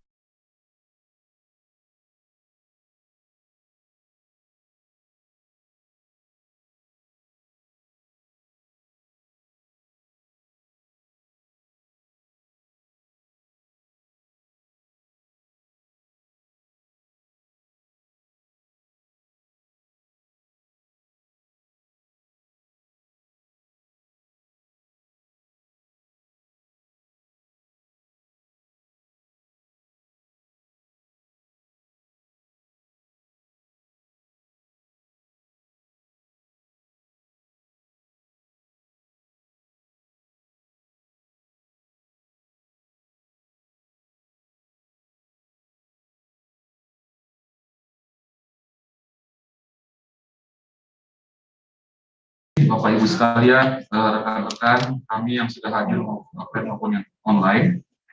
Jadi hari ini sebenarnya sudah selesai dari NIA dan saya lihat memang pesertanya ini ya, baik yang offline maupun yang online pada pusing ya dan memang karena yang ini yang pertama gitu dengan Python dan tadi memang sudah saya mintakan NIA untuk karena sebenarnya outputnya yang pernah kami lihat itu adalah simulasi, jadi dia semacam partikel yang bergerak dari starting point ke sampai yang akhir. Nah kalau saya lihat tadi memang itu hanya ditampilkan memang yang di end-nya gitu, di akhirnya. Nah tadi saya minta Nia untuk memberikan satu lagi materi, mungkin besok akan dipaparkan besok ya 1 jam mungkin dari Nianya terkait dengan simulasinya, walaupun tadi dia bilang agak tricky katanya, tapi mudah-mudahan besok bisa kita lakukan besok dengan Nia pada pukul 1.4 gitu besok hari. Namun sebelumnya mungkin karena ini informasi saja gitu, karena ini kerjasama dengan Bangor University dan British Council, jadi seperti yang dikatakan kemarin bahwa untuk mendapatkan sertifikat di acara ini memang bisa hadir itu selama 3 hari, kemudian juga ada proyek yang harus dikerjakan yang memang tidak kalau saya tadi melihat sih tidak gampang untuk dilakukan, walaupun kita hanya mengganti area dan tinggal mendapatkan data atau AOI-nya dari yang di download dari Nia tadi. Nah ini saya mungkin kalau tidak bisa besok itu mungkin kita tunggu sampai seminggu mungkin yang untuk yang online partisipannya. Dan saat ini mungkin saya coba sedikit sharing. Sebenarnya yang saya bilang kemarin bahwa ada satu lagi namanya software dengan genom gitu yang mau kita sampaikan. Namun melihat ini agak sedikit rumit gitu, sedikit kompleks dengan Python-nya dan mungkin baru bagi kita semua gitu, mungkin nanti mungkin kita bisa polling aja ya di grup gitu apakah itu memang mau disampaikan atau tidak. Namun akan saya coba share satu hasil penelitian kami dengan menggunakan genom supaya sama-sama tahu gitu, karena genom itu juga menggunakan input yang sama dari HiCom. dan dia digunakan sebenarnya untuk oil spill. Nah, tapi ketika kami chat dengan si Noah-nya dari technical meeting-nya dari Noah dari Amerika, US gitu, bahwa itu bisa digunakan untuk sampah laut sendiri. Nah, kemudian saya coba share satu aja, share hasil penelitian kami gitu. Ini bisa didapatkan nanti di mana ya,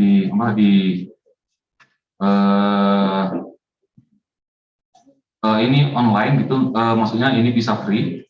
Nah, kami coba waktu itu dengan Marine Debris, across Indonesia Boundaries, karena dalam ide kami bahwa Indonesia itu sebagai penghasil sampah nomor 2 di dunia, tapi dia tidak hanya mendapatkan sampah itu dari Indonesia sendiri, dia mendapatkan sampah itu juga dari luar Indonesia, termasuk yang berada di utara Indonesia, termasuk Laut Cina Selatan, Halmahera, kemudian Filipina dan sebagainya. Dan kalau kita lihat konstelasinya atau landscape-nya, bahwa 10 negara terbesar yang penghasil sampah itu berada di utara Indonesia, termasuk Cina, Filipina, dan Indonesia. Dan Filipina nomor 3, kalau saya tidak salah, kemudian Indonesia di nomor 2-nya.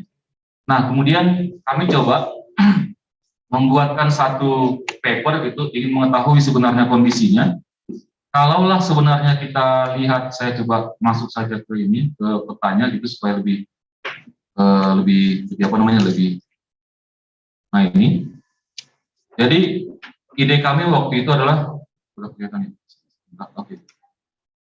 ide kami waktu itu adalah dengan mengasumsikan bahwa di sini ada garis-garis putus-putus ya, di A, di B, di C, di D, di E gitu. Nah, itu menandakan bahwa itulah perbatasan Indonesia dengan negara lainnya. Kalau di sini dengan Malaysia, di sini dengan Singapura dan Malaysia, dan juga Brunei Darussalam, kemudian di sini dengan Filipina, di sini dengan Pasifik, di Halmahera dan di Aru gitu. Kemudian di bawah dengan Australia, kemudian di G-nya itu adalah dengan Timor Leste, dan ini Samudra Hindia. Nah, kenapa kami melibatkan juga huruf I, H, G, dan F ini?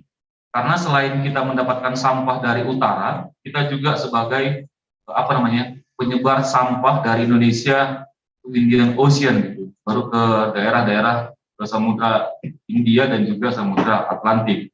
Sehingga kita memang menjadi dilema karena negara kita negara yang kepulauan yang nge-trap sampah.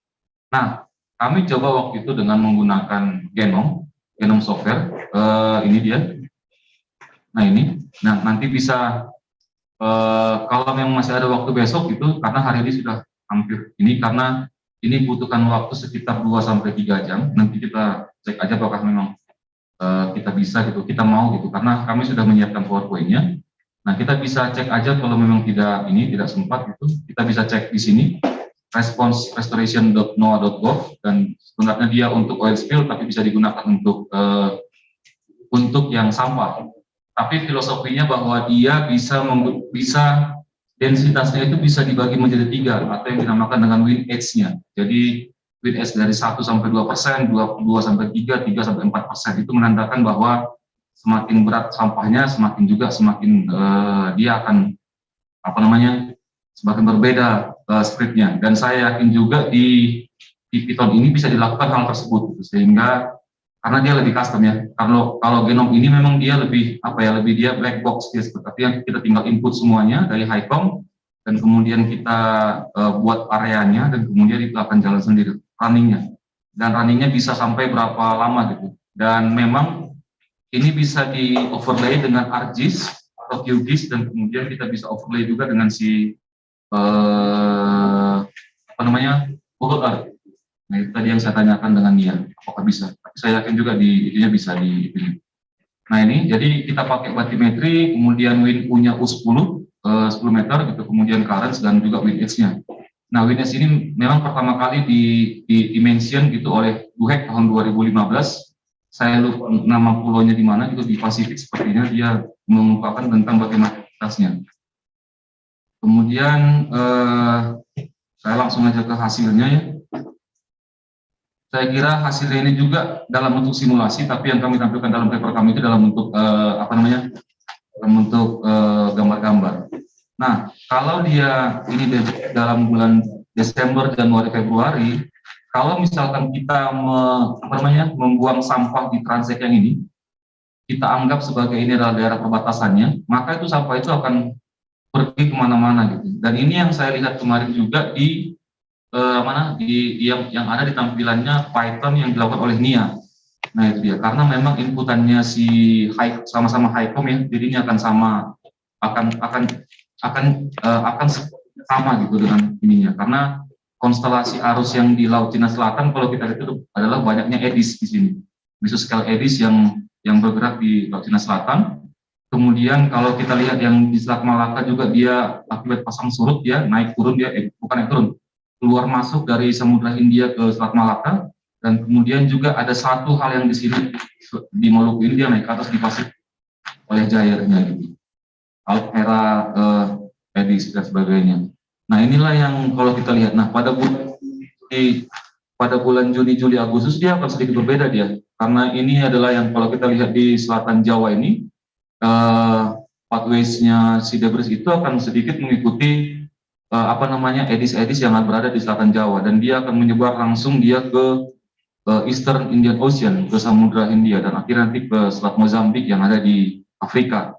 Nah ini yang diakibatkan oleh si angin pertama, angin yang berasal dari Australia atau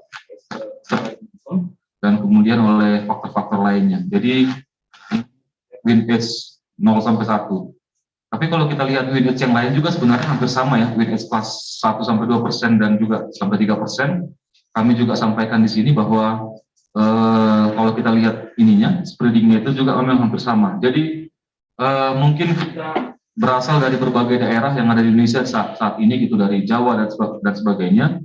Ini menjadi satu output gitu, bahwa untuk mitigasi sampah ini tidak bisa hanya diselesaikan oleh satu daerah saja gitu. Terutama kalau kita lihat daerah-daerah yang memang dari perbatasan tadi ya, antara Indonesia, Singapura, Malaysia, dan Brunei Darussalam gitu. Karena sampah yang ada di perbatasan ini akan bisa masuk saja ke Malaysia, terutama di kota-kota besar kalau kita lihat di sini, dan juga bisa masuk ke Indonesia. Nah ini yang kami mitigasinya terkait dengan sampah ini. Artinya kalau kita lihat secara umum bahwa output yang kita harus hasilkan pada 2 hari ini, kita bisa menggunakan software apapun mungkin gitu, terutama dengan Python atau Genome atau juga Mic3 gitu, dan kemudian ada software-software lainnya. Tapi pada intinya kita bisa mengetahui sebenarnya kemana spreading yang terjadi. Nah mungkin besok juga saya minta mungkin kalau bisa Nia gitu mungkin mempresentasikan satu yang ada di Selayar, karena kegiatan ini juga sama dengan yang di Selayar, dan sepertinya dia sudah membuatkan untuk studi case yang ada di Selayar. Jadi mungkin itu yang bisa saya sampaikan pada sore hari ini, dan mungkin mohon pendapatnya kalau memang ada yang masih ada yang masih belum bisa gitu. Di sini sih ada satu orang peserta yang mau membagikan pengalamannya untuk hari ini. Kira-kira apakah ada pendapat atau sharing, karena judulnya adalah academic exchange gitu, jadi mudah-mudahan ilmunya yang ini awal ini yang pertama mungkin yang kita lakukan saya nggak tahu apakah di Indonesia gitu, yang pertama kita lakukan di Indonesia atau mungkin yang pertama kita lakukan untuk di rekan-rekan sekalian. Silahkan jika ada yang mau berkomentar.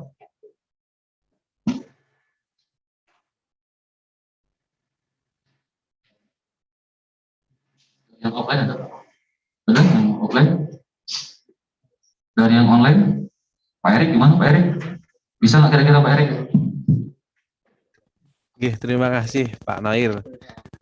Saya tadi chatting sama Mas ini Pak. Jadi saya ada masalah di saya kan tadi coba utek-utek yang Python-nya, kemudian ternyata setelah diutek itu malah error semua gitu. Kemudian saya telisik sama Mas Galbi. Nah, ini saya chatting sama beliau terus ini untuk ini Pak, koordinasi sama beliau, minta bantuan beliau ini. Saya tanya-tanya, tadi saya install, kemudian saya lihat nanti intinya sedang mencoba-coba Pak Noir. Gitu. Saya langsung sama Mas Galpi nih. Terima kasih Mas Galpi sudah membantu. Ya Mas, siap. Kalau nanti dia nggak mau bantu bilang Mas ya, biar saya DO-kan Mas. Oh, enggak. Terima kasih Pak Noir, Mas Galpi. Ya mungkin begitu ya. Jadi kalau mungkin kita bisa ini kita bisa kira-kira waktunya mungkin untuk yang offline sih mungkin besok mungkin bisa ya mereka presentasi gitu. Oleh untuk online saya belum tahu, tapi coba saya inikan dulu ya. Saya coba present dulu pikiran kita apa.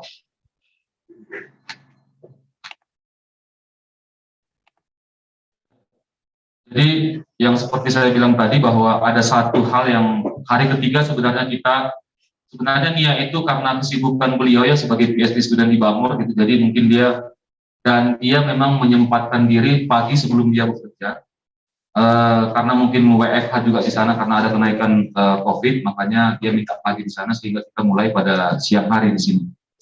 Kemudian juga karena saya juga nggak tahu itu apakah ada kesibukan yang lain sehingga dia mempercepat waktunya menjadi 2 hari. Tapi tadi saya bilang tadi bahwa mungkin besok dia akan memberikan sedikit review 1 jam gitu untuk memberikan simulasinya walaupun agak tricky kata dia, dan juga mungkin untuk mengetahui sejauh apa kita sudah mampu untuk melaksanakan melakukan independent project ini sendiri. Nah, jadi syarat terakhir kami sih bahwa outputnya bahwa kita mungkin ada nambah sesuatu lah dari ini, dan mudah-mudahan kalau memang ada ketertarikan gitu, kita bisa lanjutkan lagi mungkin nanti dengan dengan materi-materi yang lebih advance gitu untuk dengan menggunakan quotient parcel ini. Next slide mungkin. Nanti bisa. Oke. Nah, jadi gini, jadi yang seperti kami inginkan bahwa karena ini bagian daripada proses konsil, mereka menginginkan adanya satu independent project lah ya, independent project itu artinya yang kami juga inginkan bahwa kami tahu bahwa peserta yang ikut sampai hari ini itu bisa paling tidak bisa meng-copy paste gitu apa yang sudah dilakukan oleh Nia.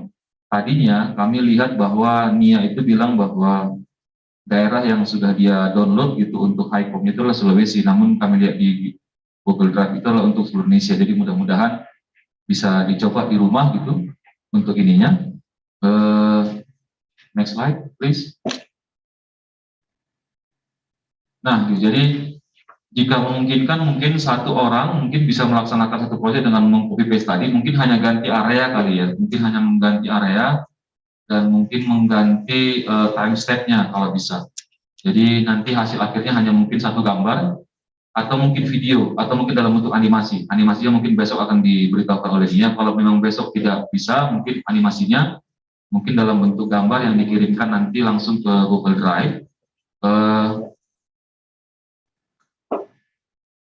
Google Drive. Ya, jadi sorry, saya baca pertanyaan dulu ya. Apakah ada cara merefresh memori yang ada di Piton? Asumsinya pada tempo sebarang plastik masih seragam dekat sumber. Ya Pak, nanti coba saya tanyakan ke Nia ya. Mungkin besok saya tanyakan ke Nia, Pak. Jadi untuk yang merefresh memorinya, atau mungkin asumsinya pada time ke-25 sebarang plastik masih dekat sumber. Nah ini mungkin bisa saja mungkin masih dekat sumber, karena dalam beberapa kasus yang kami lakukan itu, terutama waktu itu di Cirebon ya, kami lakukan dengan software berbeda. Dia tidak pindah-pindah, jadi hanya ke ininya. Apakah memang itu hanya kita refresh atau memang asumsinya memang harusnya hanya segitu saja? Karena kalau HiCom itu dia sebenarnya 4 km ya. Jadi harus kita 4 km itu memang untuk daerah coastal area yang sangat kecil sekali, mungkin sangat resolusinya masih sangat terbatas. Nah ini mungkin akan menjadi masukan. Besok mungkin kita tanya juga sama Nia apakah data selain HiCom bisa, tapi secara teori mungkin bisa. Terima kasih Pak. Nah ini kemudian next slide. Nah ini jadi silahkan Bapak Ibu sendiri gitu, Bapak Ibu dan rekan-rekan di sini bisa memilih daerahnya sendiri, di mana daerah yang paling disukai gitu, atau paling yang spesifik area yang paling diinginkan. Mungkin bisa daerah sendiri atau mungkin daerah manapun yang bisa untuk dipilihnya. atau terutama dari muara sungai kali ya, dari muara sungai juga bisa, tergantung daerah-daerah yang kita pilih. Nanti kita akan coba lihat nanti bagaimana persebarannya atau pathway-nya dari masing-masing area tersebut. Sehingga nanti mungkin itu bisa menjadi, nanti kami akan kirimkan juga lewat link, nanti kami ingatkan lagi di Google Drive mana, mungkin bisa pakai nama filenya, mungkin bisa dikirimkan dalam bentuk gambar atau bisa dikirimkan dalam bentuk PPT ya. Nah ini kalau memang besok bisa dalam bentuk gambar sih akan lebih bagus, supaya kita bisa lebih cepat untuk memberikan sertifikatnya. Jadi bisa dalam bentuk PowerPoint, bisa dalam bentuk gambar-gambar yang ada di folder dan kemudian dimasukkan dalam bentuk folder ini. Mungkin dari saya begitu Pak, Bapak Ibu sekalian, dan mudah-mudahan bisa ini ya. Besok ketemu lagi kita jam 1. Mudah-mudahan Nia bisa membantu kalau kita masih ada masalah begitu, bisa langsung di grup dikumpulkan pertanyaannya. Besok kami akan tanyakan langsung ke Nia, atau mungkin besok bisa langsung kita raise hand atau dengan chat box bisa langsung ke Nia. Itu mungkin akan lebih menarik mungkin ya, sebelum, karena kita hanya punya waktu 3 hari, jadi mudah-mudahan kesempatan ini bisa kita manfaatkan sebaik-baiknya untuk pengetahuan untuk yang ini. Nah kemudian juga nanti mohon di grup nanti kalau memang mau nanti yang dengan software genom tadi, kita akan coba sampaikan juga, membutuhkan waktu sekitar 2 jam sampai 3 jam. Pertama kita bisa lakukan setelah Nia, penutupan sekitar jam 3 gitu, atau kita buatkan jam 10 pagi. Itu pun tergantung pada Bapak Ibu sekalian dengan software genom tadi. Kalau PowerPoint-nya dan segala macam sudah siap, dan itu juga bukan paparan, tapi itu langsung ke hands on-nya gitu. Jadi kita langsung praktek. Nanti akan kami coba buat lebih. Mungkin itu yang bisa kami sampaikan saat ini. Jika ada yang mau Kelby mau presentasikan, atau Bapak Ibu sekalian yang di tempat ini masih ada yang bermasalah atau yang di online, kita masih punya waktu sampai jam 5. Kalau di ruangan sih sampai jam 6, tapi kalau memang yang di online bisa sampai kita bisa ini kan. Kalau di ruangan semua sudah oke? Pak. Ya silakan Pak. Ya, tadi saya yang coba ada bermasalah tadi, jadi tidak membentuk file NC itu ya. Nah itu tadi kurang tahu juga tadi yang Nianya juga kayaknya masih belum menemukan. Mungkin ada beberapa error gitu, seperti itu. Nah kalau misalnya di project ini saya memakai file NC yang dikirim Nia tadi gimana Pak? Jadi mungkin berubah apanya, jadi lokasinya tetap di situ atau harus lokasi yang berbeda juga, karena mungkin tadi saya coba dengan titik yang berbeda itu belum bisa juga Pak membentuk file NC, file name NC-nya itu belum bisa. Gimana Pak? Mungkin mohon arahnya bagaimana Pak? Terima kasih. Atau harus pakai genom gitu atau gimana? Tapi kalau halo, tapi kalau yang dengan lokasi yang sama dengan Nia bisa Pak ya, direplikasi Pak ya, atau bisa Pak ya kira-kira? Bukan, kan tadi ada dua project kan, ada yang notebook 1 sama notebook 2. Ya kan? Kalau notebook 1 tadi nggak bisa, artinya nggak bisa membentuk, kan itu tadi membentuk file name NC, output akhirnya itu kan file name NC. Nah itu tadi itu nggak bisa. Nah kalau yang project 2 itu tadi kan membaca file name NC tadi untuk dibikin plot seperti itu. Nah itu bisa. Jadi itu tinggal ngeplot itu bisa. Oke. Ya nggak apa-apa Pak, silakan aja Pak pakai itu Pak nantinya. Dan mungkin besok Nia mungkin bisa menyelesaikan kali Pak ya. Saya nggak tahu nih caranya gimana Pak ya, supaya dia bisa tahu ya. Apakah mungkin saya sih punya email dan kontak WA-nya, mungkin dia bisa kerja malam ini untuk mencari solusinya malam ini mungkin ya. Jadi mungkin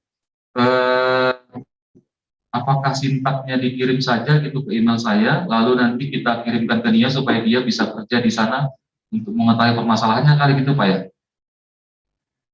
Gitu ya, boleh, itu juga boleh. Ya, boleh Pak. Ya jadi nanti kita di grup aja nanti Pak itunya dengan Adel. Nanti saya kirim ke grup aja Pak. Ya. Oke. Iya, siap Pak. Nanti mungkin mudah-mudahan nanti dia bisa membantu Pak ya.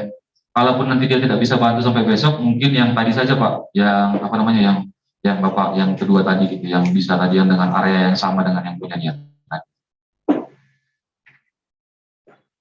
Baik, Bapak Ibu sekalian, ada lagi yang mau ditanyakan lagi dari ruangan sini atau dari online?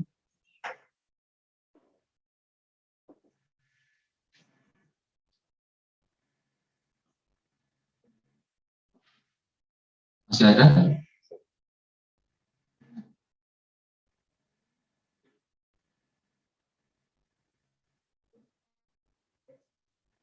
Baik, Bapak Ibu sekalian, kalau memang tidak ada lagi, jadi mungkin begitu Bapak Ibu sekalian. Jadi kalau tidak ada pertanyaan bisa disampaikan di grup, dan kemudian kami akan bisa mengirimkan sertifikat ketika independent project-nya bisa dikerjakan dalam bentuk bisa dalam bentuk gambar atau mungkin dalam bentuk. Ya, silakan Pak. Mumpung sebelum ini selesai Pak, mungkin ada yang mengalami masalah seperti sama dengan saya. Jadi masalahnya itu kan kita dapat yang dari Mia itu, kemudian saya nyoba edit aja Pak, supaya saya ganti edit angkanya apapun, itu kemudian setelah saya run itu error semua Pak. Apakah tadi saya juga sama Mas Gelbi tapi belum nemu jawaban. Jadi ketika diedit apapun tuh error, saya kembali lagi ke awal lagi seperti awal juga tetap error lagi itu. Error. Oke. Baik Pak, nanti saya tanyakan. Nanti saya tanya ke Nia ya, itunya ya. Kalau di itunya errornya, berarti dia akan di-run, berarti ke error lagi gitu ya. Jadi akan sama seperti itu ya. Ya, siap-siap. Sudah kami catat Pak itunya semuanya. Baik, kalau tidak ada lagi, Bapak Ibu sekalian, mungkin hari ini kita tutup dulu, dan mungkin besok kita ketemu lagi di jam 1. Dan ini ada yang terbaru, mungkin daftar hadir mungkin bisa diisi ya di kolom chat box gitu, biar bisa masuk. Baik, kalau lagi kita sudahi. Assalamualaikum warahmatullahi wabarakatuh. Selamat sore Bapak Ibu sekalian. Tetap jaga kesehatan.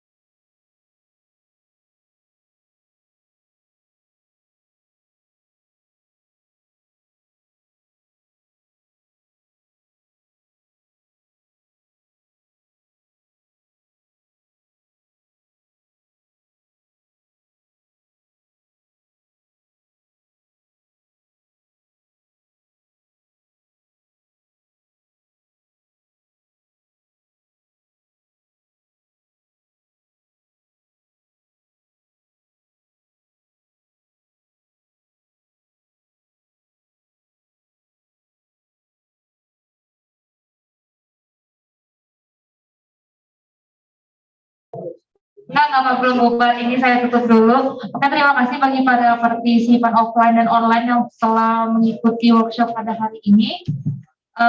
Bagi yang memiliki pertanyaan atau ada error, mungkin boleh langsung disampaikan aja di grup, nanti akan dicarikan solusinya oleh kami, akan disampaikan ke dia juga. Terima kasih buat yang sudah meluangkan waktunya untuk ikut workshop hari ini. Jangan lupa besok masih ada hari ketiga. Jangan lupa untuk join kembali di Zoom-nya dengan tepat waktu. Oke.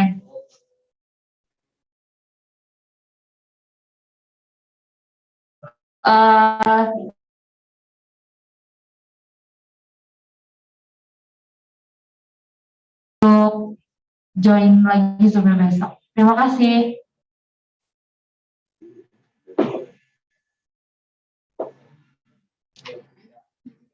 Oh iya, mau dokumentasi dulu sebelum live. Kita ada dokumentasi dulu. Bagi para peserta online boleh open kameranya sebentar.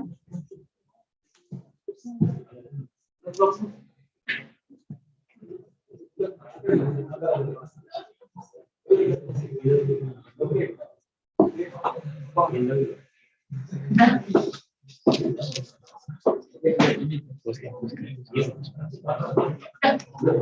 Oke, sudah di screenshot oleh salah satu panitia. Peserta dipersilakan untuk meninggalkan ruangan Zoom. Terima kasih.